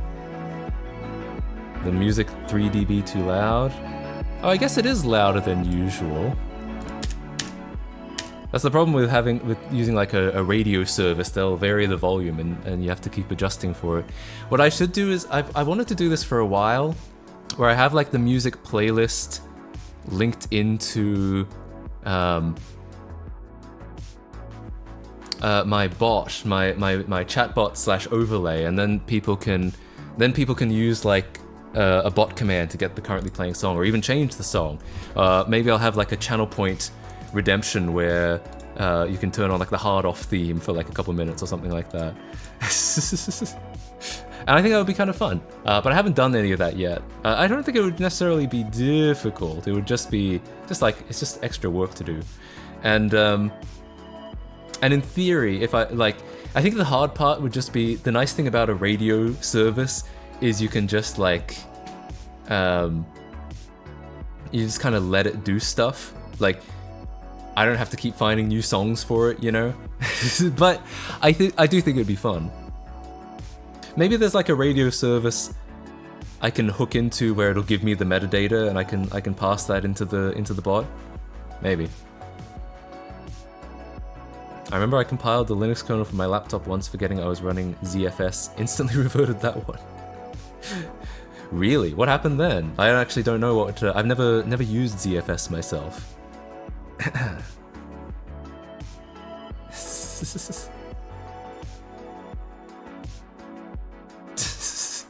I like how everyone's providing basically the equivalent of delete system32 but for Linux. All right. Here we go. I bought a laptop. It's a ThinkPad because I like ThinkPads. Yeah, and I don't think my understanding is the packaging is fairly minimal. Don't worry, I've already removed my address and all of that. I think. Yeah, because as I said earlier in the stream, it's been 3 years since I bought my last laptop, which is funny because Tingles is in chat. Tingles what would you call, encouraged me to buy that laptop because I was like, oh, I don't know, you know, I need a new laptop, but it's kind of like, oh, it's a bit expensive, but it's a good deal. And he was like, you know, sounds like you just don't want to spend money, but you should, or something like that. And I was like, yes, good idea, true. So it's been another 3 years, and my current laptop is not working so well. I mentioned this before. The Wi-Fi and the Bluetooth is fucked up on it and unreplaceable. So so I bought a new one, and also my laptop was a Surface Laptop 3 AMD edition, and it would seem the AMD edition specifically has really buggy hardware, but in general there are things that overall I would say Linux works pretty well on it, but there are some things that don't work well on it, and I'm pretty sure it's because it's Linux on a Surface Laptop 3. I've already read that apparently, like, you can't wake the Surface Laptop 3 from sleep from using the built-in keyboard because Microsoft broke the DSDT in the hardware, and then they patched it in Windows so you couldn't tell. Yeah, so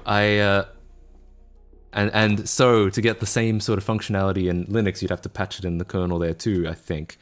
So essentially, oh yeah, you call that a knife? This is a knife. No, it's actually just, this is from like a kitchen knife set, but it called it a utility knife. And I was like, well, I do need a utility knife to open boxes. So I treat it as a utility. It looks like a kitchen knife, but I treat it and it builds itself as a utility knife. So I use it like it was a utility knife.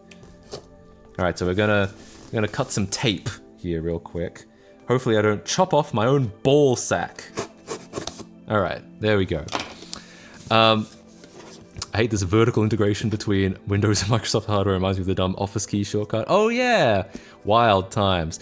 Fix it in post. They pretty much did, and I think the Linux people tried, but like I said, there's differences. There's a lot of differences between the AMD hardware and the Intel hardware. I guess it's probably a completely different chipset. So like things work a little bit differently. I've noticed this. Hang on. I know I'm delaying the unboxing even more, but look at this real quick. I wanna bring something up, which is the Surface Laptop 3. How do you turn off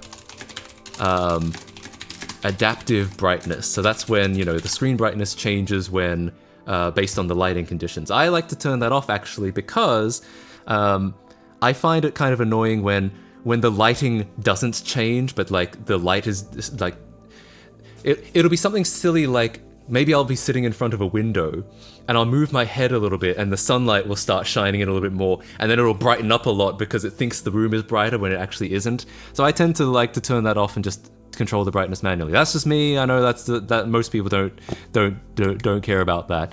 But so I want to turn off the adaptive brightness on the Surface Laptop 3. Now, if you're using some devices, it'll say, yeah, here. So it's like, if you've got an Intel CPU, then you change it from the power menu, go power efficiency, display power settings to off, I guess. But if you've got the AMD one, you select the battery icon in the Windows taskbar and you move the slider to the best performance setting. So like, you don't actually turn the, well, basically it's just like it's a completely different setting. So this is like I guess, okay, so you use the Intel Graphics Command Center. I guess that's maybe there's some proprietary Intel way of doing it. So you have to use a whole app here, and you have to slide the power efficiency setting in the app, and then here, it's a completely different place. I find that kind of interesting, that it's like, yeah, there's completely different instructions. I guess neither is a good setting. That's also the thing I was gonna point out, that like, basically you're setting this is the power efficiency setting, and then you set this to the best performance setting. They're not particularly clear settings for what I'm actually trying to do. But yeah, anyway, I found that all kind of weird, that it always seemed like the Intel hardware was better supported than the AMD hardware on the Surface Laptop 3. So yeah, anyway.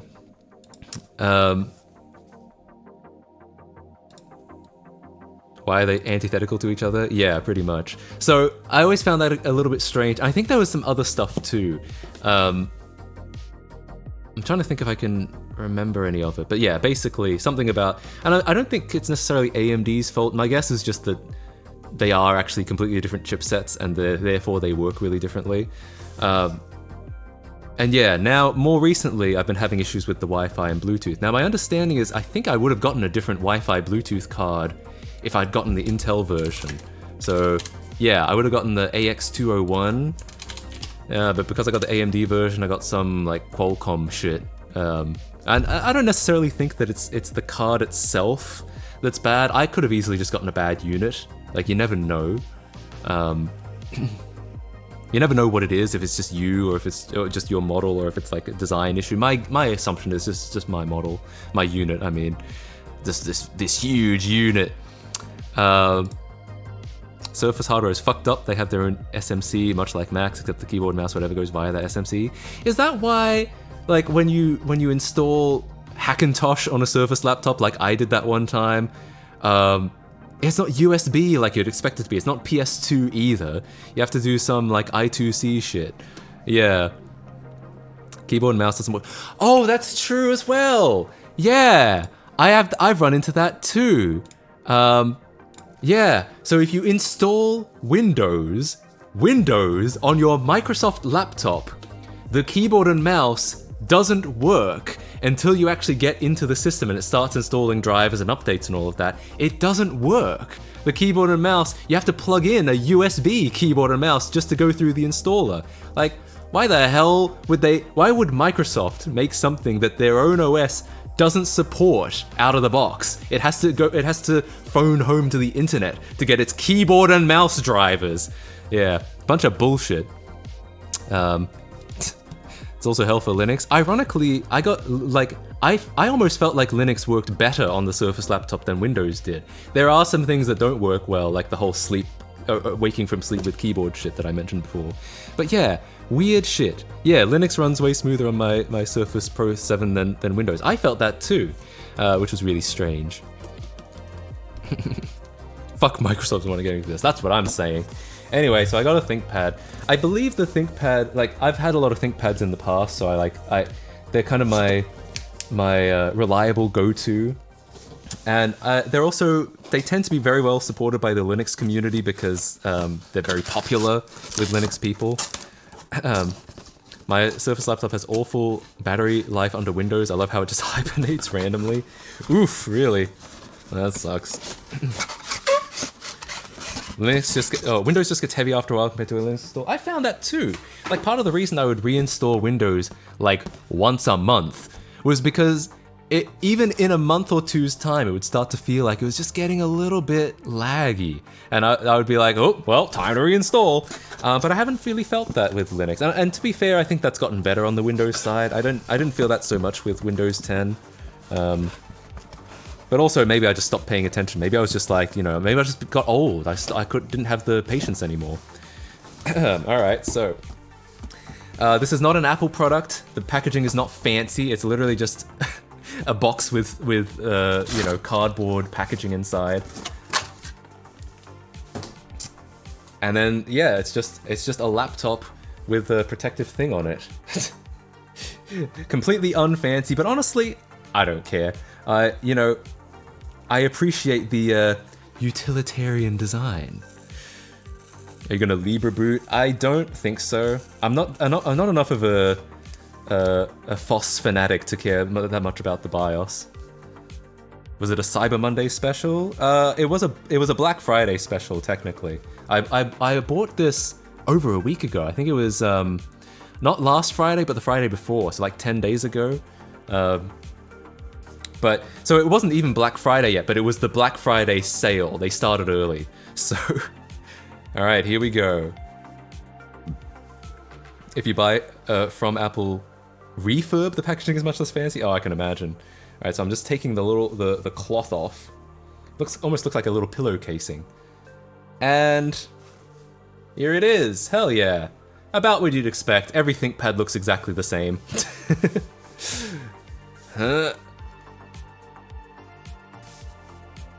Yeah, I mean, like I said, about what you'd expect. You've got the track point.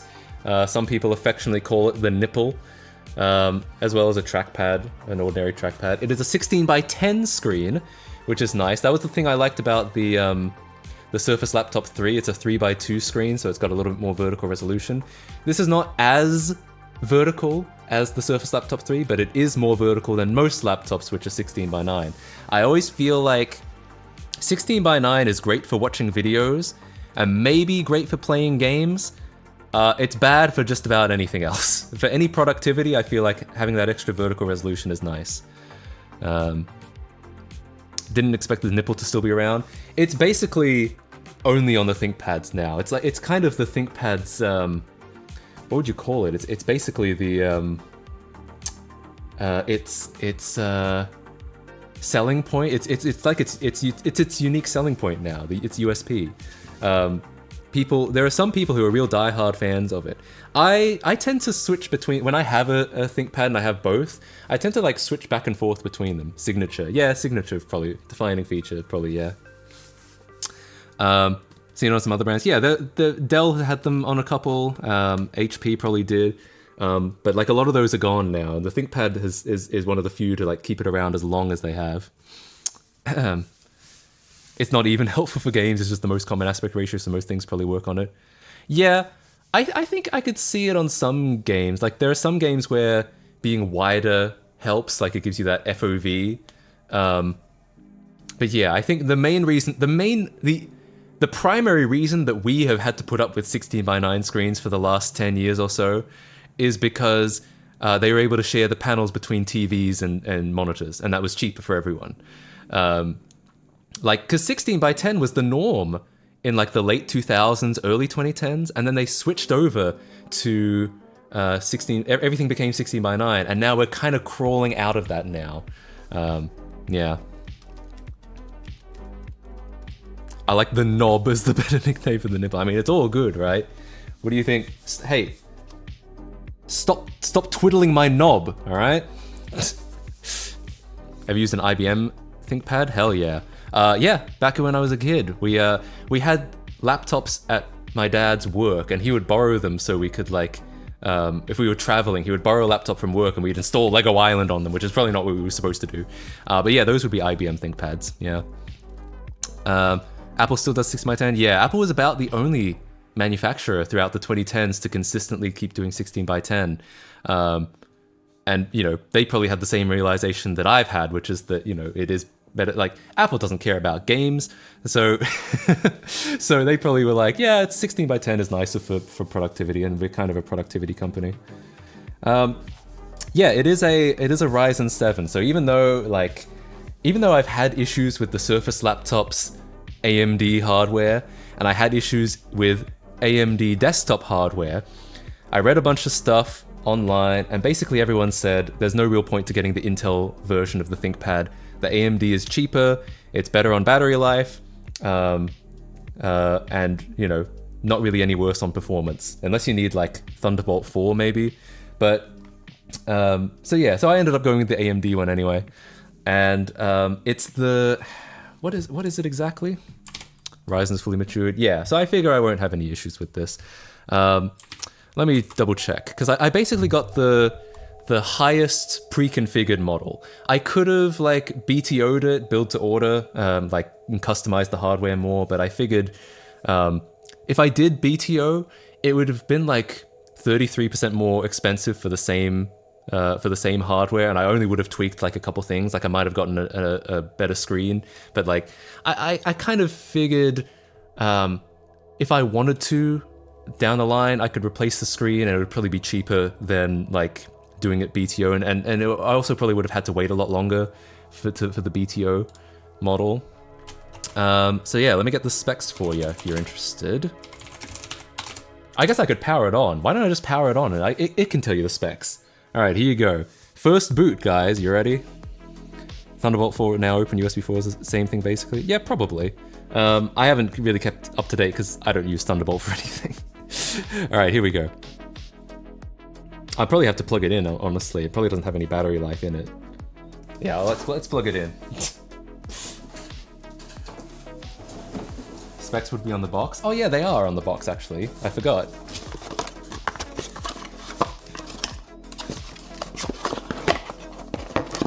But we'll plug it in too. Oh, another cool thing is that USB-C standard on it. So when I'm traveling, in theory, I could just bring like one charger and it could charge both my laptop and my phone. Isn't that fun? Unless I was an iPhone user, unless I got a brand new iPhone, the next gen, when they've just now introduced USB-C. USB-C, yeah, it's USB-C. Only USB-C. There's not even like,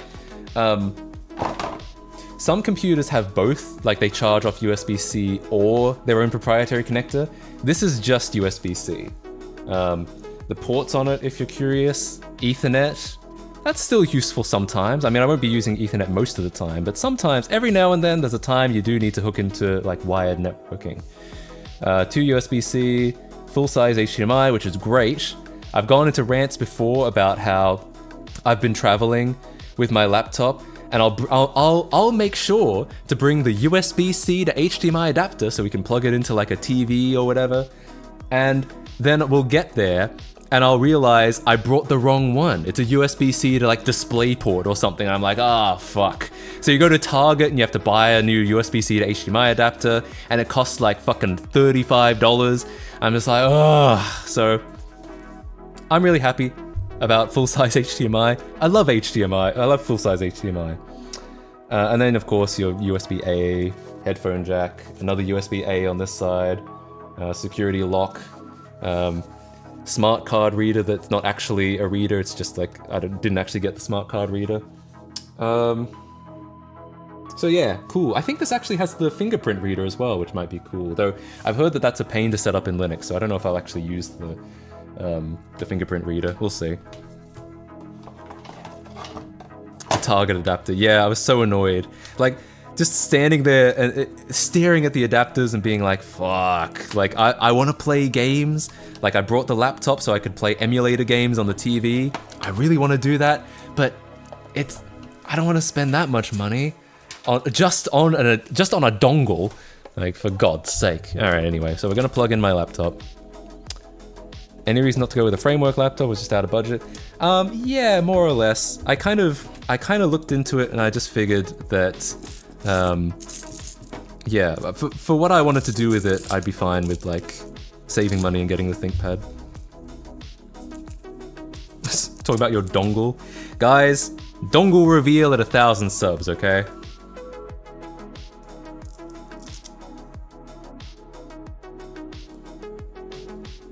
Doesn't USB-C charge slower than a barrel jack? It depends a lot on like the voltage and the amps, or the wattage, I suppose.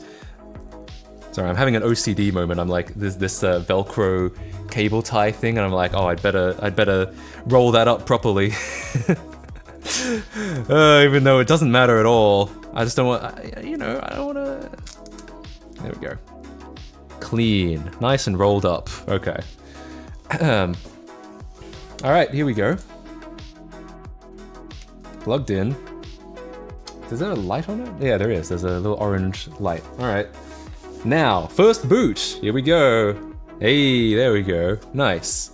Oh yeah, backlit keyboard, which is nice. I mean, that's pretty standard on laptops nowadays, but apparently, like, if you did BTO your ThinkPad, the backlit keyboard is extra, whereas it's on all the, like, pre-configured ones.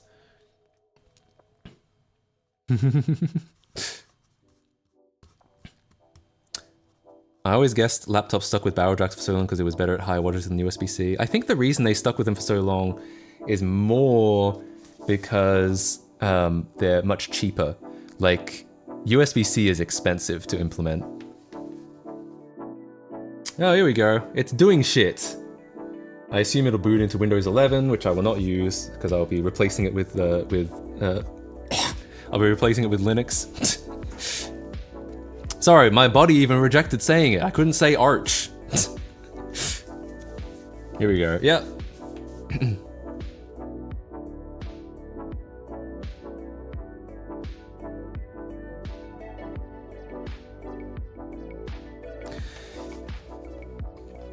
Is that Windows? Look, it's just what it came with. Ironically, again, if I BTO'd this, it wouldn't have come with the Windows Pro license, but it would have been more expensive. So I saved money by getting the Windows license. Yo, Vbop, thanks so much for the Prime sub. I really appreciate that. Hell yeah. Enjoy using MacKC feed. Or if you're getting a mail account, that's a new perk of being a sub. You can get a mail account. Time to destroy Windows.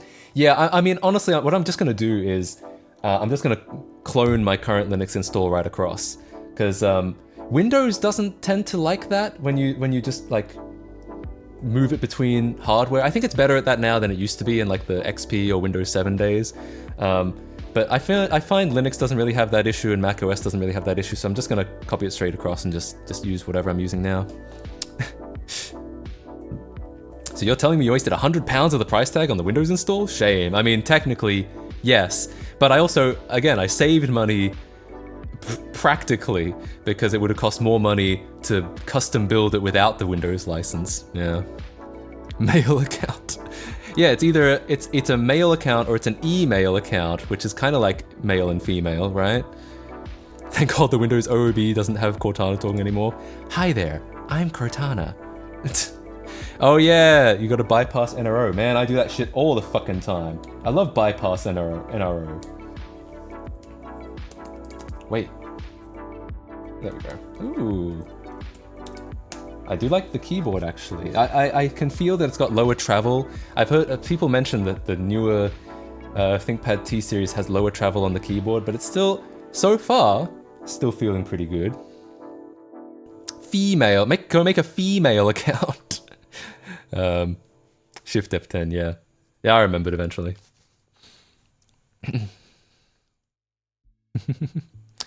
Capture card for install. I don't know, is it really that exciting? I guess I could. Hang on. Because I have it available. Or do I? Yeah, where's this? Ah, it just fell behind my computer at my desk, that's why. Alright. Yeah, it's on this side. Amazing! Can you imagine the technology required to just plug an HDMI port straight into your laptop instead of using a fucking dongle? Like, I didn't know that such technology existed. Unbelievable. Arch install stream? I don't think so. Like I said, it'll be more of an Arch cloning stream. Like, I'm just gonna copy the stuff straight across and just keep my current install. Alright, well...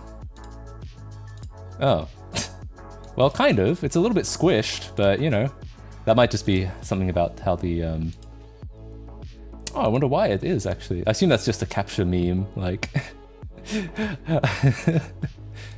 Well, whatever. Good enough. 20 by 9. Oh no, this isn't... I wanted a taller screen, not a wider screen. Yeah, sure. Whatever. Like, I'm gonna torch this install as soon as I... Ah, shit. Ah, shit. Am I doxing everyone's Wi-Fi? I'm gonna delete all this stuff, like, immediately, so it doesn't really matter what I type in here. Doxed! Oh, God. Wide windows. Give us your... Show us your Wi-Fi password. Wait, where is my Wi-Fi? Hang on, I wasn't paying enough attention. I mean, again, does it really matter? Maybe, hang on, maybe I just say I don't have internet. Who cares, right? Who cares? You know what? I prefer a limited setup anyway. It's not gonna try and railroad me into getting a Microsoft account. Fuck you. Meh. I don't even need to type in a password. Like I said, I'm not gonna do anything on it, I'm just gonna torch it as soon as, like... Well, actually, no, get out of here. That's why you bypass NRO. Even for systems that I do... I love how fucking wide it is. Even for systems that I do plan on using, I always bypass NRO because I hate the Windows, the Microsoft account shit. I know your password, it's... Oh shit, you'll be able to get into my laptop now. Damn it. I can't believe it. Go to fishtank.org. I feel like... I don't. I shouldn't. What used to clone your installs, just DD? Probably. I might honestly be able to get away with, like... If I do like a CPRAV, like to copy all the permissions and the attributes, honestly that might even work. But I might just do a DD and just extend the partition because this has a bigger hard drive than my last one. This is the new laptop. Yeah. Clonezilla. Yeah, Clonezilla could do it. Yeah. I'll look into the best way. But honestly, if I can get away with just copying the files, I might. You can skip Microsoft account on Windows 11. Is this the Pro version? It is the Pro version, and you can skip it. You have to use bypass NRO. Google bypass NRO and it'll find it. All right, well, here we are. Windows 11 22H2 Pro, located to... Oh, it's licensed to Matt org name. Why does it say org name? I didn't type that in. I didn't type in org name. It's not possible anymore to set up PCs for others because of the online account requirement. It is doable. It's just, yeah, it's just a bit of a pain. Org name. System. Actually, it's about your PC. Alright, here's what we've got. It's a Ryzen. Can you even read that? It's so squished. It's a 7840U, 16 gig RAM. Just the integrated graphics Radeon 780M.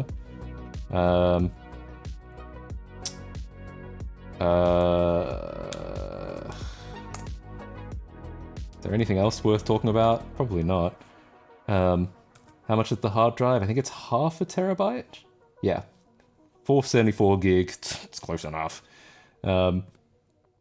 Cool. Not bad. Not bad. 22H2 de-squish. I'd love to de-squish, but I actually don't know how. I don't know why that's happening in the first place. 1920 by 1200. Like I said, I did consider going for the higher res screen option, but that it would have cost so much more that I just figured, like, if I wanted to, one day I might just replace the screen myself, and I'd probably save like hundreds of dollars doing that. Oh yeah, maybe it is interlaced. Let's take a look. Because it is 50% of the screen. 60 hertz. It doesn't say it's interlaced, but I might be too familiar with older versions of Windows. RDSQ before you put Linux on. Well, I'm not going to just run random commands. What does that do? I actually don't know what RD does. Unplug and plug in, yeah, maybe. It's kind of tight. Don't quote that out of context. Alright. Needs more W32TM resync. Oh god.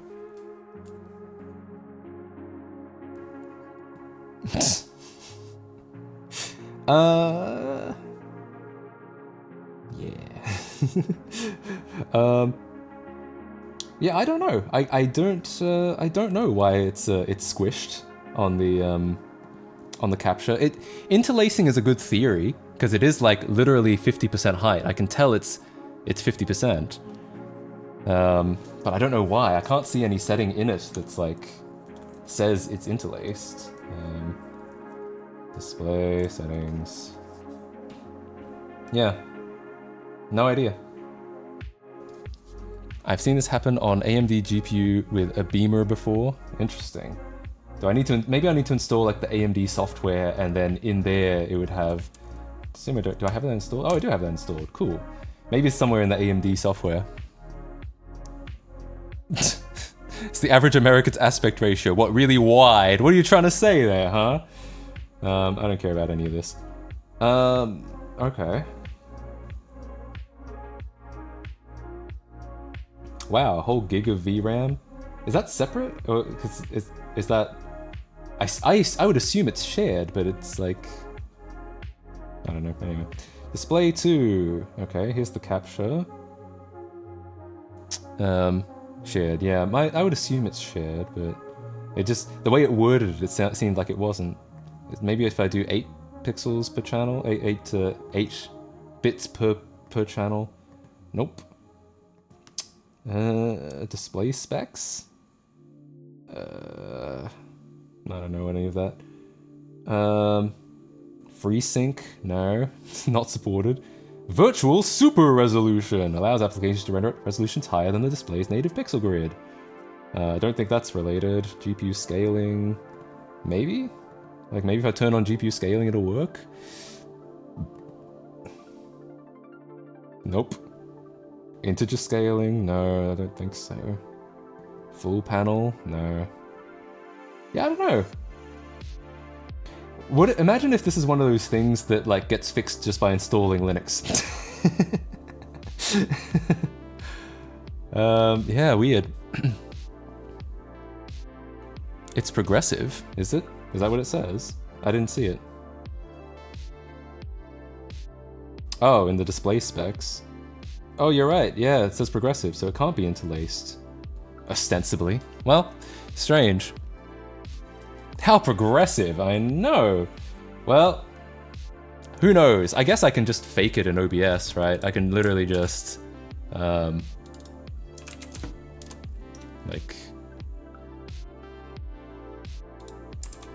Wait, why is that not... There we go. Okay, so yeah, literally... I'm just stretching it double height now. The BIOS is also squished. Alright. Alright, we'll revert to squish then. I wonder if it might also be because it's 1920 by 1200. Maybe that's causing some issues with the capture card. Maybe if I set it to 1080p, it would be alright. I guess the BIOS doesn't output, actually. Let's try and get into the actual thing. BIOS doesn't seem to output to the display. Oh, but there are display settings in here. What does it say? Boot display device, frame buffer size, boot time extension. No, none of that's important. Well, whatever. I'm gonna try setting it to 1080 and see if that does. I mean, again, this doesn't matter because like, I'm assuming it's just a capture meme, but yeah. God, Windows 11 is disgusting. True.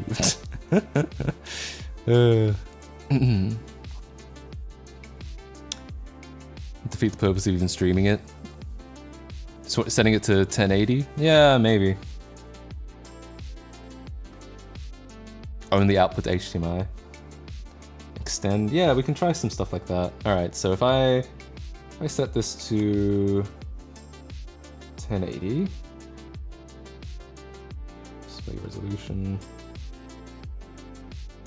No. Interesting. Still doesn't like it. Alright, let's unclone. Let's try duplicate, extend. Huh. It's like hell bent on on squishing that display. Wild. Huh. Yeah, weird.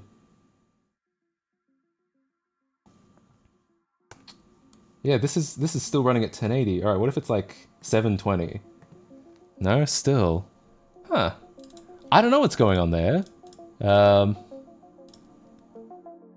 Very strange. Yeah. No. Anyway. Well, whatever. I'm not gonna worry too much about it right now, because I figure I'll only worry about it if this happens in Linux as well, and then I'll be like, okay, I might have to figure that out. Oh, you know what? It might be a good idea. Maybe I'll plug it into the TV and see if it still does it. Look at the input on the capture card. I mean, this camera, what you're seeing, this is going through the same capture card, so I think that rules out the card itself. But it's probably something about like just the way, something about the communication, like maybe it's just not a format that it likes or something like that. One of those real fancy ones, yeah, I guess so. Yeah, it's got 4 inputs on it, and I'm just using, yeah, one for the camera, one for this right now. But let's try plugging it into the TV and see what happens.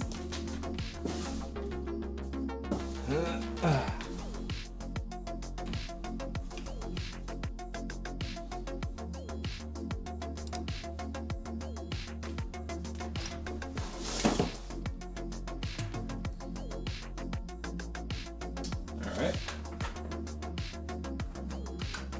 Let's see how this goes.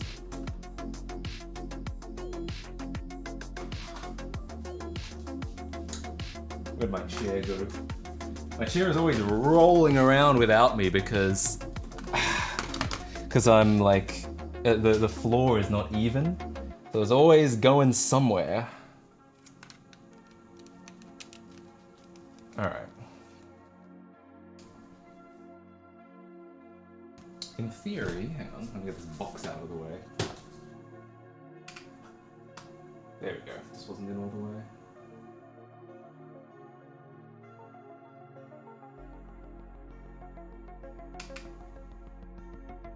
Maybe I have to plug it into the TV itself. Oh, there it is. See? Yeah, that's okay. It's full size. Yeah, I think it's just something about the capture card and the laptop maybe together. They just didn't like each other. Uh-oh. Yeah. No, it's alright.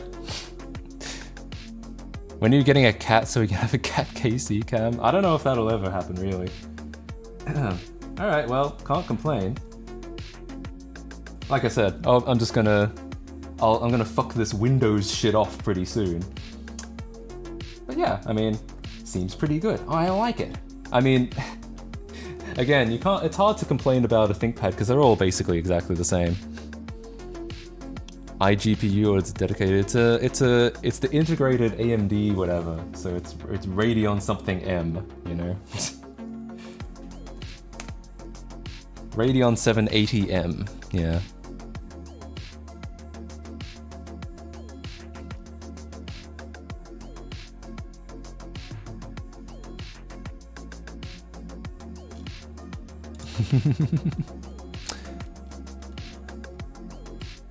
Anyway, yeah.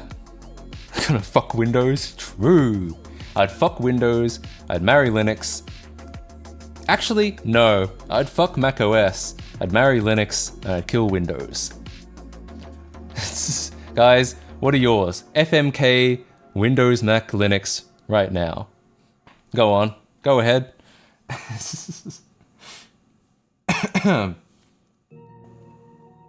Yeah, I mean, I don't know what else to do apart from just like... Yeah, I might have to disable Secure Boot. I saw someone mention that. Yeah, I mean, it's all about done then. Can't afford to marry macOS? Oh god, hell no. I'm just gonna have an affair with macOS, while macOS can be in another marriage. macOS can have a sugar daddy that's not me. Alright. Can I just kill everyone besides Gen 2? I'll allow it, you know? I'll allow it. Fuck Ubuntu, marry Arch, kill Gen 2. Interesting. Windows is your best bro that cheats on your wife? Oh god. Oh no, cheats with your wife. Oh god.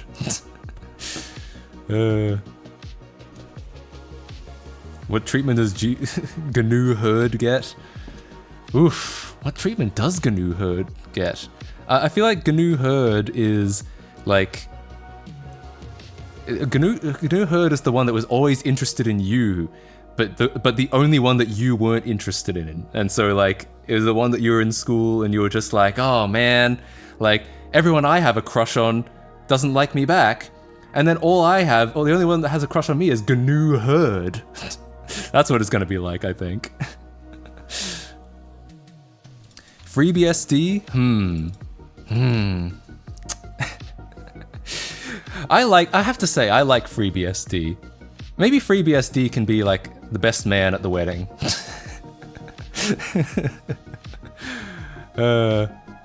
Fuck FreeBSD? Yeah, maybe. I could see that. I could see maybe dropping off macOS. Maybe macOS is a little bit too... macOS is like the Kim Kardashian, so you gotta go a couple degrees lower for the FreeBSD.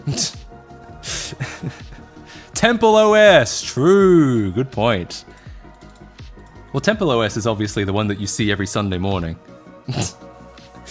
Alright, I'm wondering, yeah, some people have been saying, like, should I do the Linux clone on stream? And I guess I technically could, it's just, it wouldn't necessarily be very interesting. It would mostly just be like, I would be the kind of thing where I would start it, and then we just like wait for 2 hours, right? So I don't know if it would make that good content, you know? Also, can I get some claps in chat? I was holding that laptop like a dish, like a dinner plate that whole time, and I didn't drop it once. Hey. Wait and play Shrek. I'll get my Shrek world record. Good idea. Hell yeah. Got that much porn to copy across. I don't know actually how much is on the SSD because I have a NAS obviously, so everything important goes on the, you know, all the terabytes of porn are actually on the NAS, as a matter of fact. So I don't know what's on the. I actually don't know how much space I'm using on the laptop itself. Get Lego Island running on it first. Is that how we? That's how we christen it for its maiden voyage. We install Lego Island on it. I mean, we could. I love waiting for 2 hours though. Wait, fuck, marry, kill with DOS, Windows, and OS 2.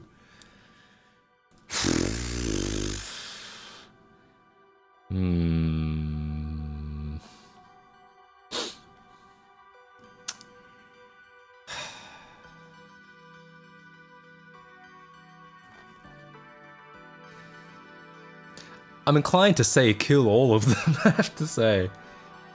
Maybe out of those 3, maybe I'd fuck Windows. Windows at least is pretty functional.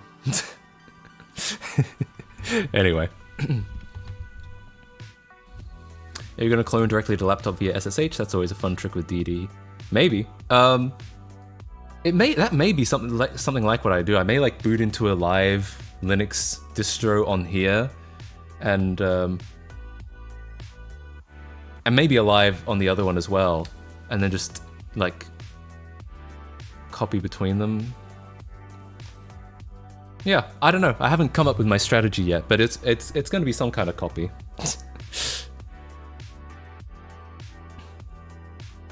Fuck Windows, marry DOS, kill OS 2. I almost feel like I'd swap around DOS and OS 2. The thing is, I have a lot of good memories with DOS, but I feel like it's just such a bad operating system. It's really not well designed. Should Matt Casey live show us the porn? You may rely on it.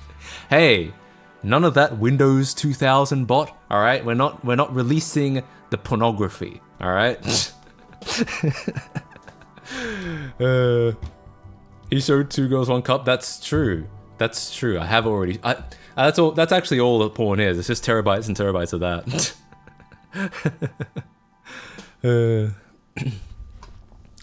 Free DOS or DOSBox? But they're different uses, aren't they? DOSBox is like,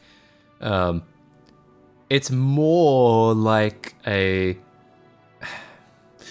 I guess, I mean, no, it is a virtual machine, but DOSBox presents itself more as like a compatibility layer, in the sense that, you know, you don't see any BIOS screen, or you don't have to deal with any IDE or anything like that. It's not necessarily. I don't know if it really. It's a virtual machine in the same way that FreeDOS you usually install in a virtual machine. But yeah, I don't know.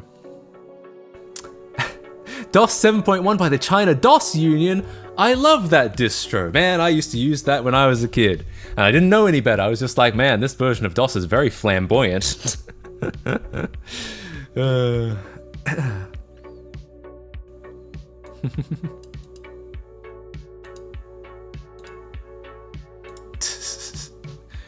Red Star DOS. Did the North Koreans bless us with a copy of DOS? Porting a window manager to DOS. You mean Windows 1? I don't know. Yeah, I'm debating like right now. Should I start a copy on stream? I feel like it's going to be so convoluted and so boring that like maybe I'll just do it after. And for now maybe we'll do something a little bit more interesting.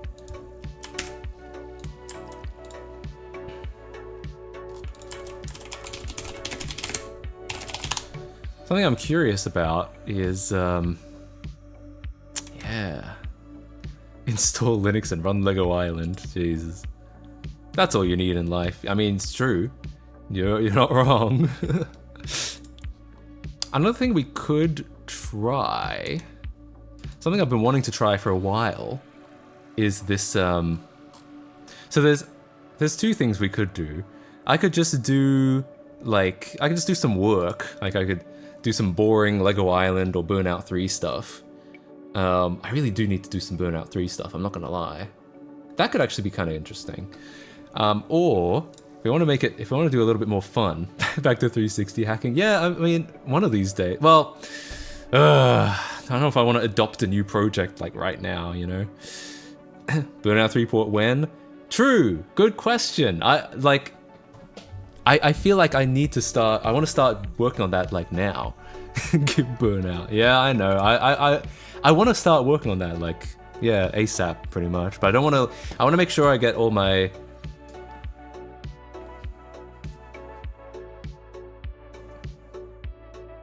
loose ends tied before I adopt another big project. But I mean, at this point, I probably am at that point. Simply add another 6-month project to file another 6-month project. That's exactly what I'm trying to avoid. I only just finished. I finished the .NET thing, and now I'm working on the video for that. But I can work on that at the same time as I do other stuff. Clive, are you going to release the assets for Lego Island so we can make Lego Island porn? Trust me, you can already do that. You don't need my permission, all right? It's okay, all right?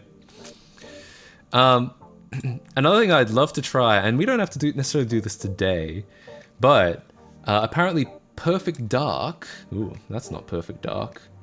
Perfect Dark has, this is a work in progress PC port with keyboard and mouse options. This is the fun option. This is the non-work option, is that we try to set this up. We got mouse look, wide screen resolution, 60 FPS. Stop saying, why did you shit in the sink? As if like it's already established that it happened, alright? I never confirmed this happened. Guys, just think about it. Like, what would I stand to gain from shitting in the sink, right?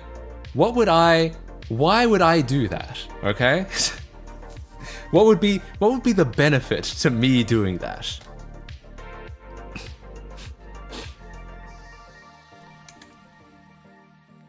Oh, apparently there's already a Linux build of this. Yo, I don't even have to compile this. That's sick.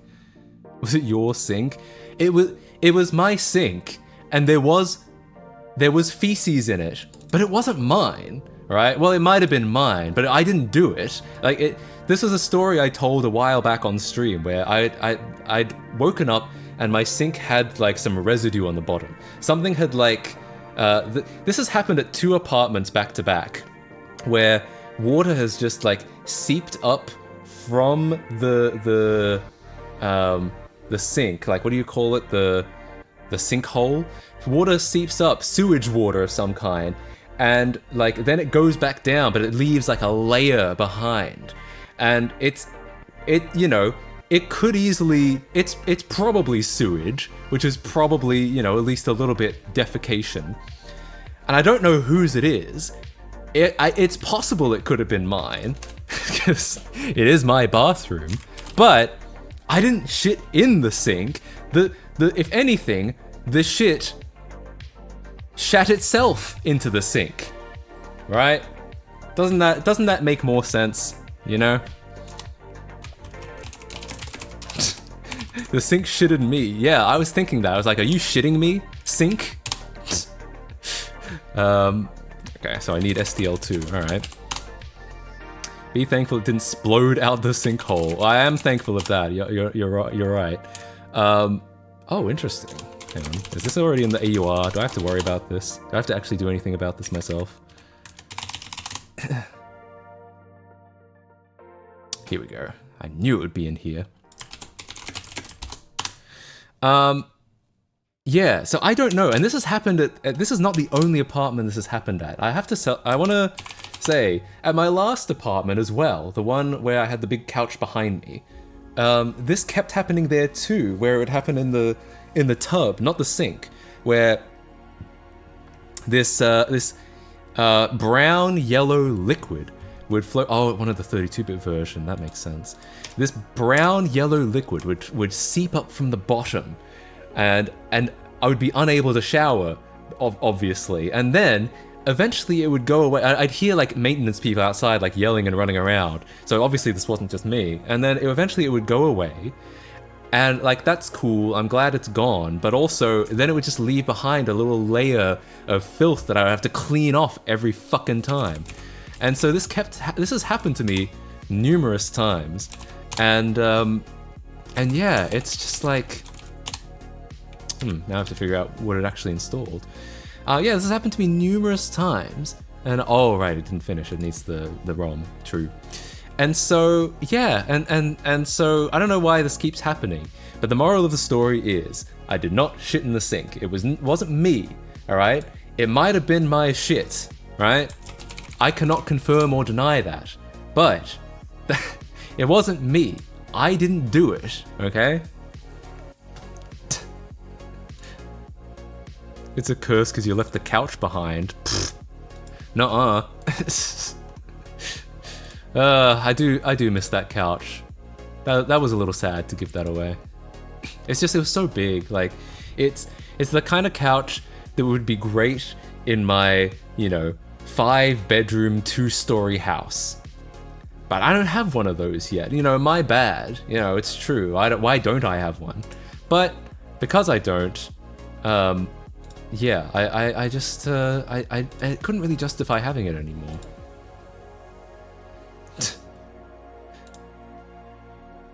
There's only one possible explanation. You're a sleepwalker, sleep shitter.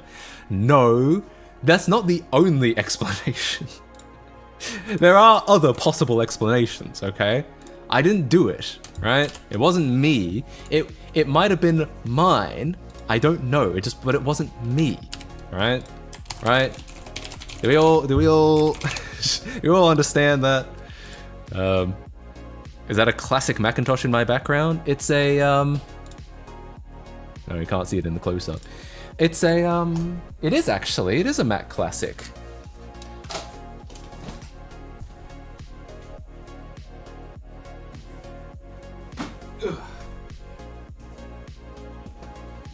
This was donated to me by a friend's family. This has been sitting in their garage for a long time, and it doesn't work. And I've heard that that's quite common, that these Mac classics they're troublesome, and they will do things like not work. If you want to see it power on, we could actually probably do that, if you're interested. New video spoilers? Possibly. I don't have any like one day I'll probably get around to fixing it, but I don't have any like immediate plan to. Don't shit in a Macintosh. What makes you think I would? What makes you think I have a track record of shitting in things, right? Apart from this rumor that has no basis in reality. Okay,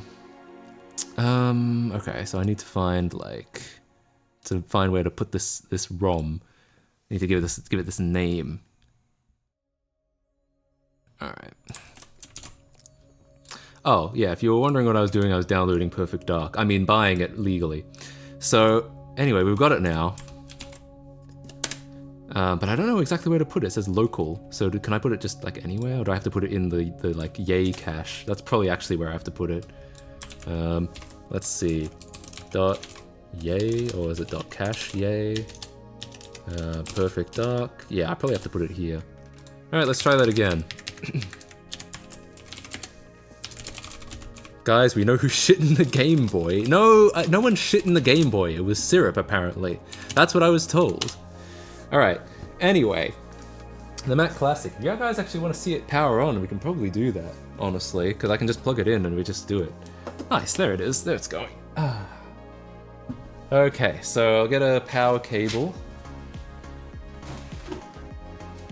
Yeah, last time I tried this, it didn't work at all. It threw some error message, and like I said, apparently that's quite common.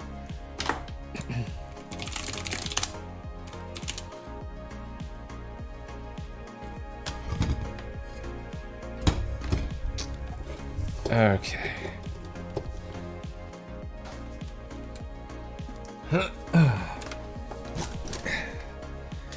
It can rest on my lap like I'm Santa Claus.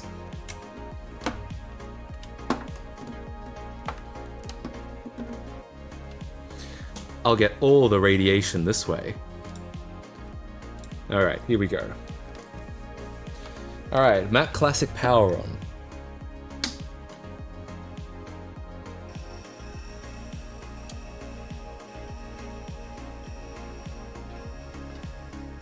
Oh look, screen works. That's always nice. Don't worry about the line, that's just the camera. What does the Mac want for Christmas? Probably a lot of capacitors, that's my guess. Yo, Casadonna, thanks so much for the tier 1 sub, I really appreciate it. Enjoy your feet emote, or more importantly, enjoy your doing your mom domain if you bought one of those. If you're trying to get one of those. Yummy capacitors. That's my guess. That's probably what it wants.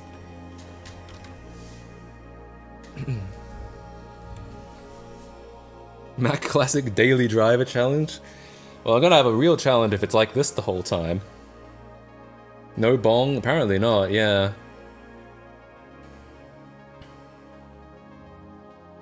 Forbidden juice. Hell yeah, delicious. The most amazing perks of hell yeah. Yeah, I like the idea of adding perks like that to the sub, that you can do stuff like that. I wonder what capacitor electrolytic juices taste like. My guess is they probably taste like poison. Hard drive is toast? Yeah, maybe. There's something in my eye.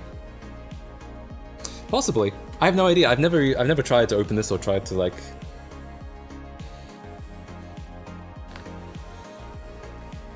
I think that something smells funky, but I think it's just dust. Maybe. Anyway, I'm gonna power it off.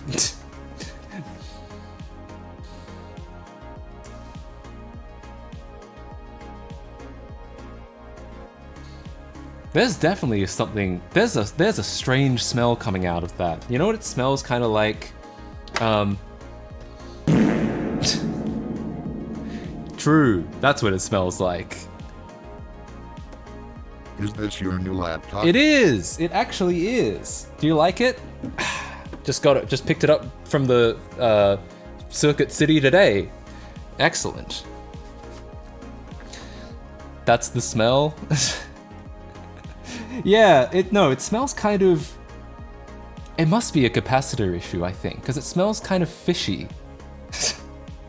Like, legit. Oh yeah, exclamation point what is completely out of date. It's always out of date. Because I never update it.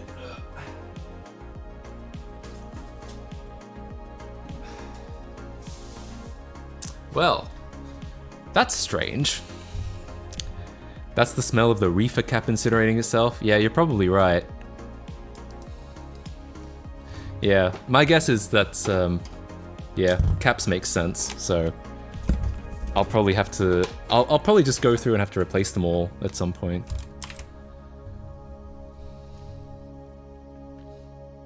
That's not the latest video? What even is it? Oh. I guess that isn't the latest video anymore. Okay, well, interesting, interesting. Yeah, at some point I'll give it a look. Watch it blow magic smoke in Matt's hands. I did worry about that. Like, if it's actually gonna, if I've seen those caps like pop, it could have actually done that in my hands, possibly. No way! What the hell is the Stream Elements bot doing in here? What the fuck? Could have sworn I got rid of that shit a long time ago. Strange. I stole the bong. No, how dare you? Anyway. Ooh, good idea. Good question, actually. I have to check something.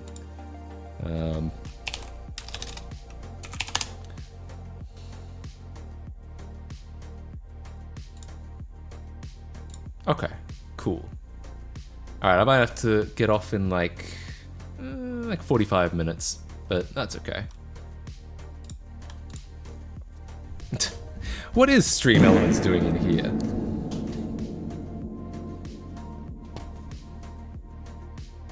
Tier 100, I think CloneZilla has an option to clone over SSH. Don't use DD directly as it will write a bunch of junk data. CloneZilla is smart enough to open copy blocks that are used by files. Should be pretty quick given both systems use SSDs. Also, once Linux is on the Lenovo, Test it with the H2 overdrive link. Hey, thanks for the 100 bits. Yeah, I don't know if I don't think I would use a DD. Yeah, because it'll just copy the whole thing. I mean, it would work, but it would just be inefficient. Yeah, but I mean, it'll either be that or just some other, like, I might even be able to get away with copying the files directly. I'd be interested in just seeing if that works. Like copying them with the with all the attributes and stuff. Like that might actually work. Any progress with Premiere on Wine? Yeah, it works.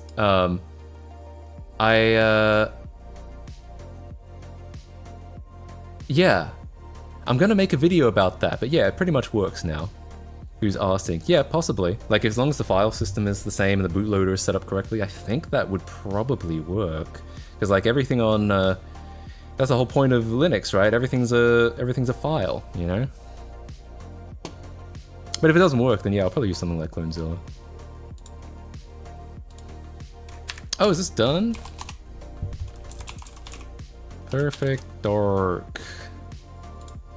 It did finish. How do I run it, though? Oh, there we go. Okay, yo, check it out. We're gonna play some damn Perfect Dark with PC controls. All right, hang on. Let me pause the music.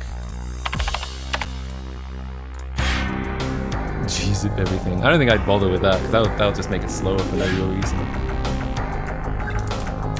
Okay. Sure. The fake game pack. Okay.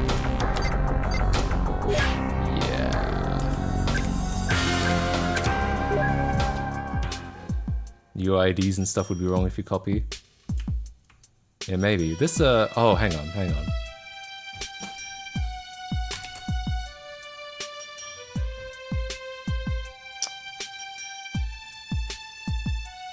on, I have to solve this, oh, it's already connected.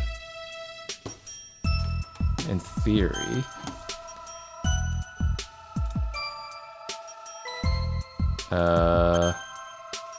Why is this not working? Hang on, I'm trying to like...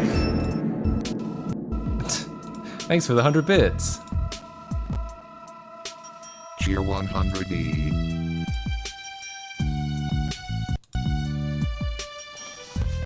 Why is this not working? Oh, the Windows exploit happened a long time ago. I should update the title. Trying the Perfect Dark PC port.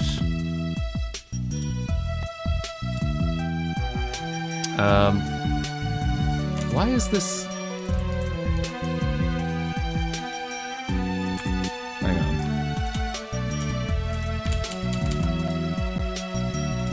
Why is this happening? Why can't I close it? Oh, there we go. Fucking finally.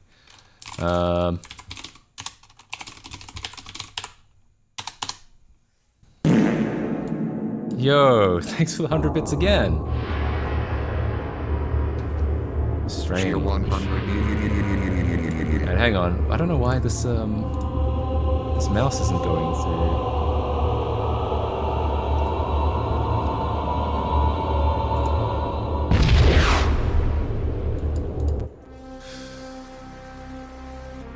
Update the category? Yeah, maybe. I mean, it's kind of still software and game development related because we're trying like a mod, or like a port. Why the big hurry?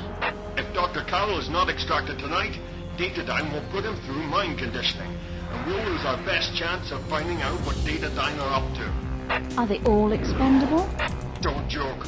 You have to be careful, Joanna. Code keys will only operate while the owner is alive. If you kill them, the key is useless. Armed guards are a different matter, of course. What's the target location? Work your way down the building to the ground level. Dr. Carroll will be in a research lab okay, somewhere so... in the underground facility. How will I recognize him? We don't have an image record, and we can't find any official file. Alright, why, okay, I'm gonna try this thing again. Yeah, I know you can't see it, I'm aware. Hang on.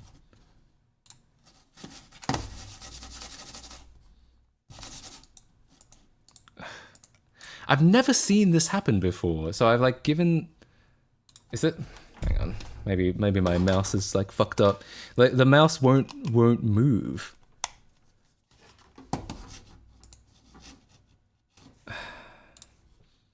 Hang on. I know this is not very interesting, but yeah. I've never seen this before in my entire life. Like, hang on. Yeah, look at this. So, ooh.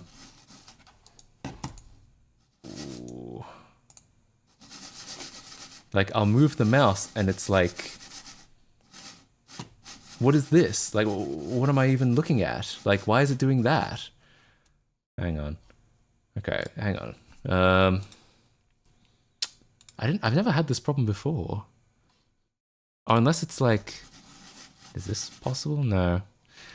I think it's, I think I know what's happening, but, I'm not entirely sure what to do about it. I think I need to, like, capture the weird, I don't know. Made account specific to stream? Hell yeah. Average VM experience. The VM works really well most of the time. It's only for like, yeah, I think it's two mouse controls trying to fighting over control.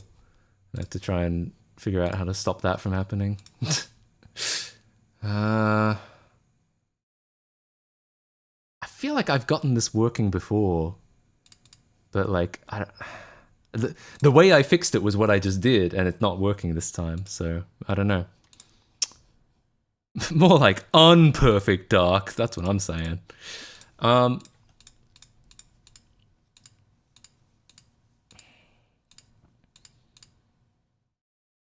Weird. Yeah, I don't know how to like disable that. Hang on. Let's see.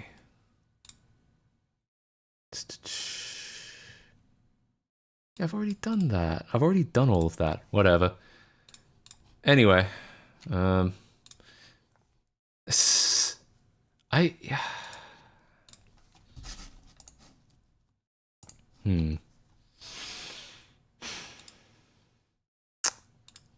All right, I think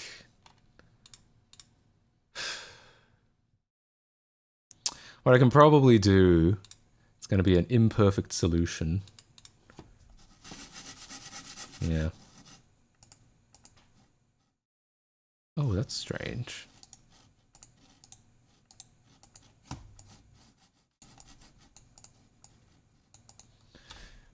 Hang on, let me try something. What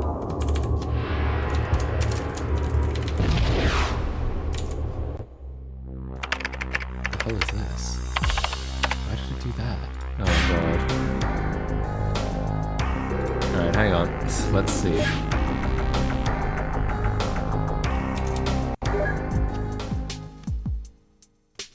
No, I'm trying to like... Yeah, I don't know how to... I'm not sure if there's a way to unplug the other mouse, you know what I mean? Like... I used to think this game was a sequel to the GoldenEye game. It's a spiritual successor, right? So it's kind of a sequel.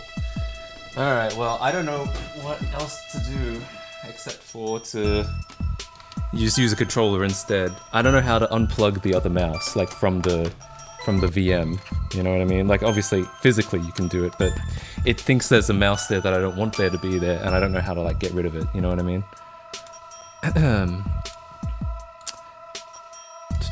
So I'm just gonna do it this way. It's the only way the only thing I could think of. Alright, here we go. Remove the hardware? No, but I can't. It doesn't let you. Like, you can't remove the default mouse.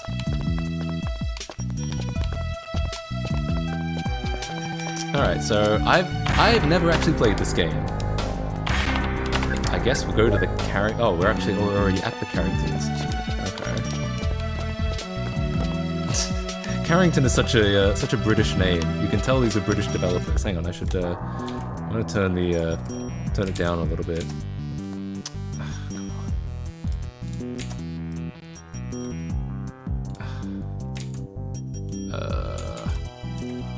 Audio. Alright, we'll turn this down a little. Oh, that's interesting. Look, it says it's pd.exe, but we're not even on Windows. That's funny. Unless this is running in Wine. Do you think, could this be running through Wine? I thought this had a native Linux port. This game was horribly optimized or something, that the ROMs always had lag, was so smooth. Yeah, it was, I remember that. Even GoldenEye ran a little slowly. And this required the expansion pack. This was really like pushing the limits of the N64, I think. Can hardly hear it. Joanna, it's good to see you. Alright. Come with me. I'll walk you around the training rooms.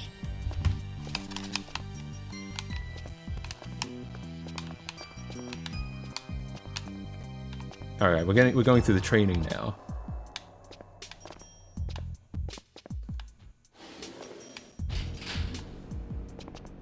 Oh god, he's so slow.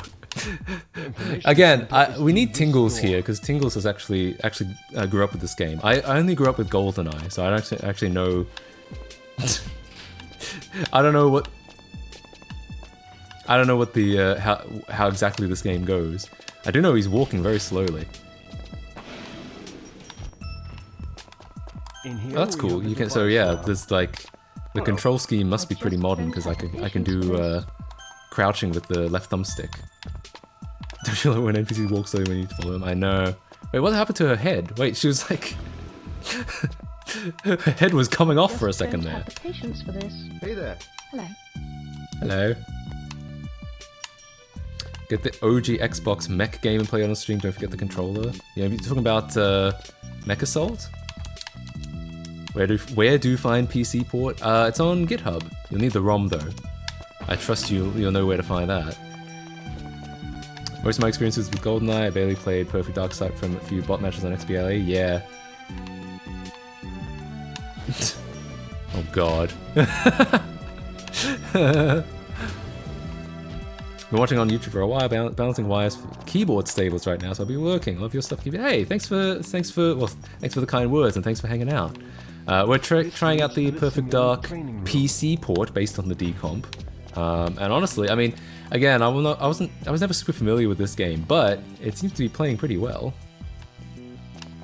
It compiles for Linux, but names the file pd.exe. Interesting. I wonder why it does that. Steel Battalion? I don't think I ever played that game. What about it? Where do you put the ROM? Depends. You need it for the build process. Hey. What's wrong with this guy's face? The rest is up to you. This probably looked so much more dignified in 240p. If you want to know where to put the ROM, I mean, you want to put it in the same folder as the package build. So for me, because I use yay, that was .cache/yay/perfectdarkgit. This is where I put the ROM. But if you're like compiling this on Windows or compiling it yourself, you probably put the ROM in the same folder as the make file. So it'll depend on how you're building it. He looks like me? What are you trying to say? What's that supposed to mean?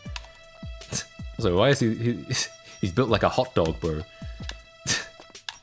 Don't bully the poor guy. How you doing? Hi. That's right, you're right.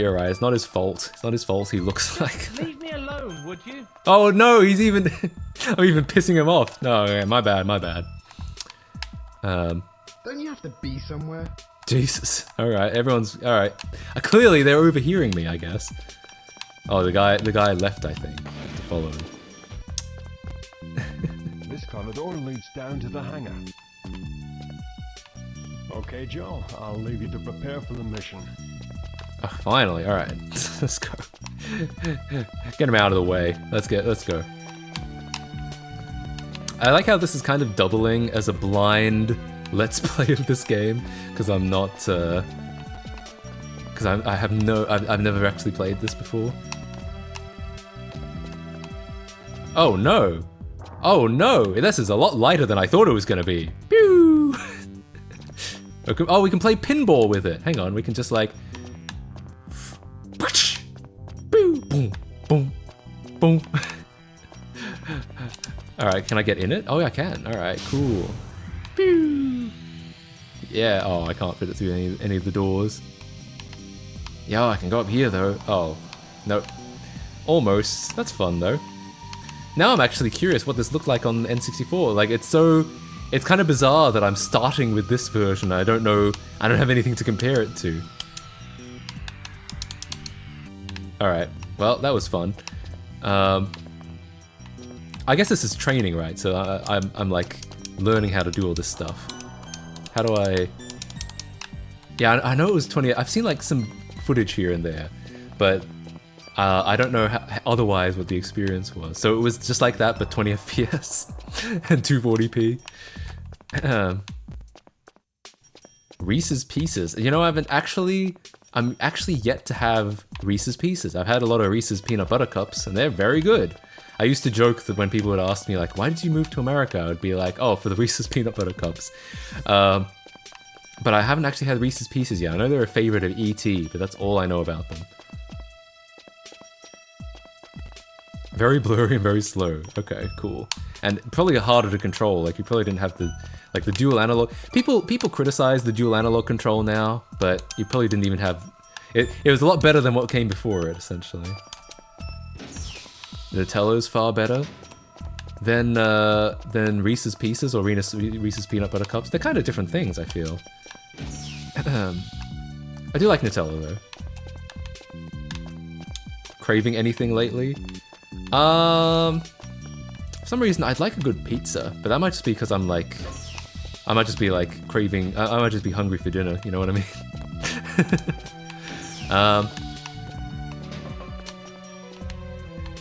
Am I supposed to be in this room? It's so empty. You got scammed, we have them in Australia. I think that's a recent-ish thing, yeah, but I know that they have them now. I remember at one time they didn't, though.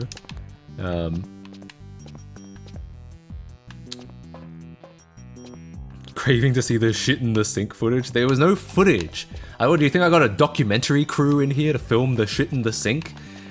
How do you feel about pineapple on pizza? Look, the thing is, anything I say is gonna piss people off. Chat auto PC for using the Wii. Actually, we did that. We did that during the Shrekathon. And they were really nice about it. I thought they were gonna order me like anchovies and shit. Like stuff that's generally not popular, but actually they were really nice. They got me I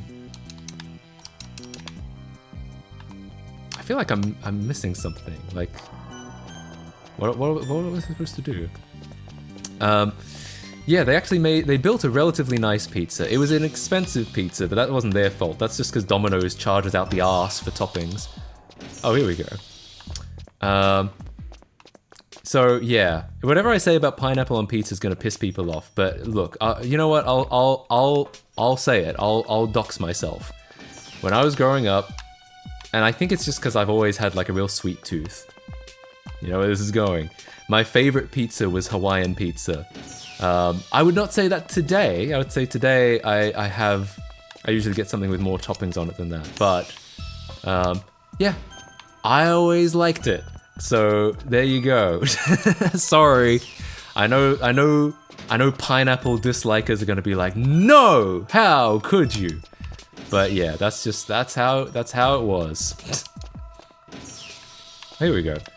I unironically like anchovies on pizza. Yeah, I'm sure. I think I could see people liking them. They're just very, very, very strong. They're very much like a like a love or hate thing, I think. Pineapple pizza is bad. I love pineapple pizza, so approved. Hell yeah. I get it. I get the. Screw up, okay? Okay. I get the criticism that like pineapple is sweet and pizza is usually savory. I do get that. Like I would probably feel, it's probably how I would feel about like apricot on pizza. Like that feels a little bit wrong. But then maybe if I tried it, it'd actually be pretty good. I get it, but I don't know. I always just I thought it was pretty good. I always liked it as a kid, and I would still enjoy it today. Sweet and savory go well together pretty often. I feel that way. I know I did just say that I would probably think apricot on pizza is wrong, but I'm just saying, like, I would try it, and maybe it would be good. Americans stuff their faces with chicken or waffles smothered in maple syrup. You're not wrong. I get Hawaiian pizza, but pineapple pizza is just pineapple.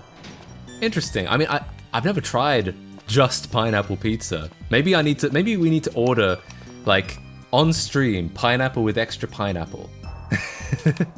Chicken and waffles is good. I like chicken and waffles. I also like pineapple pizza, but, well, Hawaiian pizza. I don't know if I haven't tried just pineapple pizza. Also, I feel a little bit lost. Maybe I should just start the actual game, because this is just training, right? Let's actually go somewhere. Guess no sleep for me then. Oh yeah, I do need to get off soon, because I need to bring something to the mail. I need to mail something. I need to go to the post office. And I need to go before they close. Right now, it's 5:09, and I looked it up. Apparently, the post office near me closes at 6:30, which is later than most post offices, I have to say. But that's nice of them. So I need to be there before 6:30.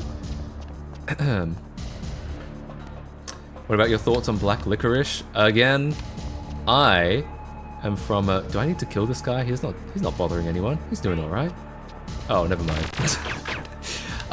Again, I am from a British colony.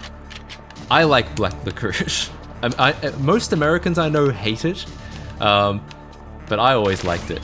I think Australia actually has some of the best licorice. I think we make some of the best licorice. Oh, really? Oh, man, my aim is not good. How about a... Hang on. How about a... Ooh, Jesus, there's another guy. How about a pepperoni, artichoke, mushroom, sausage, extra cheese, onion, garlic, anchovy, olive, red pepper, basil, pesto, pineapple pizza? I don't know if all of those things would go together, but I mean, if someone gave a slice to me, I'd probably eat a couple and be like, yeah, it's alright. Perfect Dark. Yeah, this is the Perfect Dark PC port. I was just checking it out. Having never actually played this game before, I realized when we started up that I was like, I actually don't know anything about this game. I've only ever played GoldenEye. But I'm playing it, and it's fun. It's 60 FPS, it's, you know, got keyboard and mouse controls. I'm actually playing with controller right now because the mouse wasn't working in my VM. But yeah, it's got dual analog, which is cool. Widescreen support, good shit. Anyone gets that reference? I don't get the reference. I don't know if that was a reference. Oh, damn it. Skirt. Oh, skirt. I like black licorice, but in Finland we have something called salmiakki, salty licorice, and I can't stand it. I've never tried that. Is there a GoldenEye PC port? Not that I'm aware of, not yet. I think the GoldenEye decomp is still in progress. Maybe something to do with this. ECM mine? The hell is that? I have to try it out at some point. Yeah, I think they actually have builds on the site, so I don't think I think it's fairly straightforward. On the GitHub, I should say. Alright, where am I going next? Star anise tastes like black licorice? Interesting. Never had that either. Yeah, I genuinely feel like Australian licorice is like one of its best kept secrets. Yeah, if you can find... They actually sell this stuff in America now. This stuff, you can get these in... at least in California, you can get these in supermarkets, so that's fun. You can also get... Tim Tams. I spell it Time Tams. You can get these in supermarkets here as well, so... I can always get a taste of home. Though they still don't have chicken chips, unfortunately. Anyway, where was I even attempting to go? I think I came through here.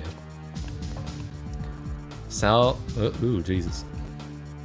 Salmiakki's name is made with ammonia salt. I used to date someone from Finland. It's an acquired taste, one that I could weirdly stand, but no one else could. Interesting. Chicken chips sound bomb. Chicken chips are also one of Australia's best kept secrets, I have to say.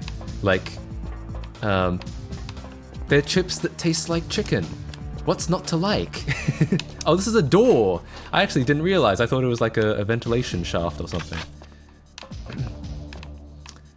TikToks. No, Tim Tams. The licorice down here in New Zealand tastes like absolute monkey shit from what I can remember. Oh boy. I don't know if I've had any New Zealand licorice. Do I want to jump out here? Don't think so.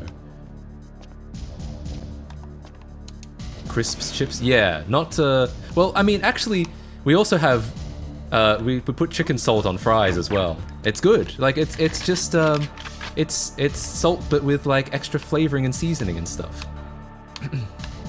So, like, you can have, it's chicken chips and chicken fries. Who are you and what are you doing here?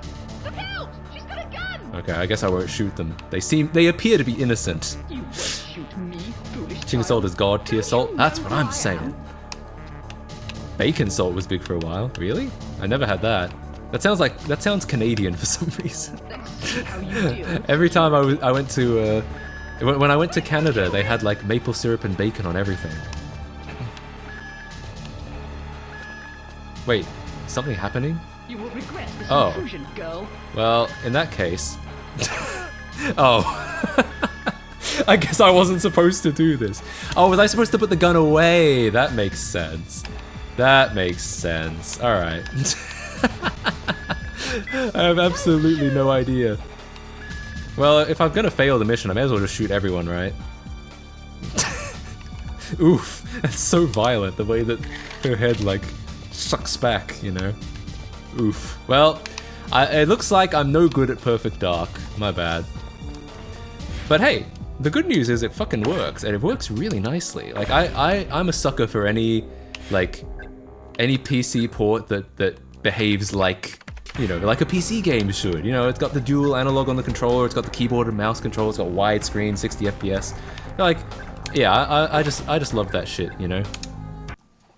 Oh, speaking of shit that I love, Tim Tams. Probably one of Australia's most objectively good foods. Like, there are things that I wouldn't necessarily defend, like fairy bread. I think fairy bread is nice when you're, you know, 7. It's really just sprinkles on buttered bread. It's alright, but I wouldn't necessarily defend it. Tim Tams, I would defend, and chicken salt, I would defend. My buddy who lived through the NCs 4 times would definitely enjoy this. Hell yeah. Tim Tam Slam with Milo slaps hard. You know, I never had, do you want to hear something kind of funny? I only learned about the Tim Tam Slam from Americans. None of my Australian friends knew what it was. Like, an American was like, hey, do you do the Tim Tam Slam? And I was like, no. they told me about it, and I looked it up. CBT footage? By CBT, do you mean...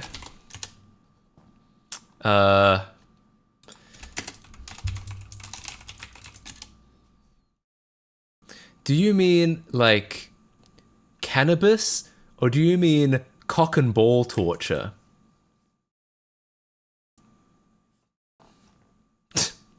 Cock and ball torture. Oh, okay. Just so we're on the same page, okay. You know, I don't think so. I don't think ever, actually. That's my official judgment. I'm pretty sure. That's at 1,002 subs, yeah, sure. At 1,000 subs, there'll be a lot of stuff, but I doubt you'll be able to get to 1,002. Cognitive behavioral therapy, true. How do you not know the Tim Tam Slam? That's a thing down here. Where's here? I don't know. I told my dad about it, and he was like, "Oh yeah, that was kind of a thing in the '90s." And so I guess maybe I was just too young for it. Do you have Vegemite or Marmite? We have Vegemite. And I wasn't like a big Vegemite person either. I've had a Vegemite and cheese scroll. It's like a little bread roll with stuff in it. That was actually pretty good. But yeah, I've never really been yeah, I like Vegemite seldomly. I think that's probably about how I would feel. New Zealand? Yeah, I don't know. None of my friends ever did it. We never did any Tim Tam slamming, and like, yeah, and I asked my friends about it, and they were like, we've never heard of it either, so I don't know. Not bad, not something I'm gonna wake up and have for breakfast. I think the biggest problem with Vegemite is that foreigners, especially Americans, will look at it and they'll think it's gonna be Nutella. And it is not. It has nothing to do with Nutella. It has none of the same flavor at all. $30 to wing misery at the end of the stream. No, I think I'll do a dedicated music stream one day, and we'll do it then. But I appreciate the offer. Pretty soon, I think. Maybe I'll do like a special, Christmas or New Year's thing, and we'll just do like music. That could be fun. Tim my tam till I slam. That's what I'm saying. I cringe when Americans lather on Vegemite like it's sweet. I feel like that's what they're expecting, and they're in for a rude surprise. Yeah. I'm speaking on behalf of the entire nation of New Zealand, apart from Blue Floyd, when we haven't heard of the Tim Tam Slam. See, maybe it was like a fad for a little while, and like it depends on like what era you were around for. I don't know. Like I said, that's what my dad said. It was like more of a 90s thing, but I don't know. Sonic 06 playthrough when? I should do a Sonic 06 playthrough, shouldn't I? One of these days for sure. Okay, so I think I'm probably gonna have to get off pretty soon to go to the post office. Now, in theory, I could come back, but then I might want to get dinner anyway. So it might be like might just end up finishing. But I will come back. I really want to do some Burnout work. That's the only thing. How many countries have you been to? Good question, actually. Australia, US, Canada, UK, Japan, Singapore. I think that's it.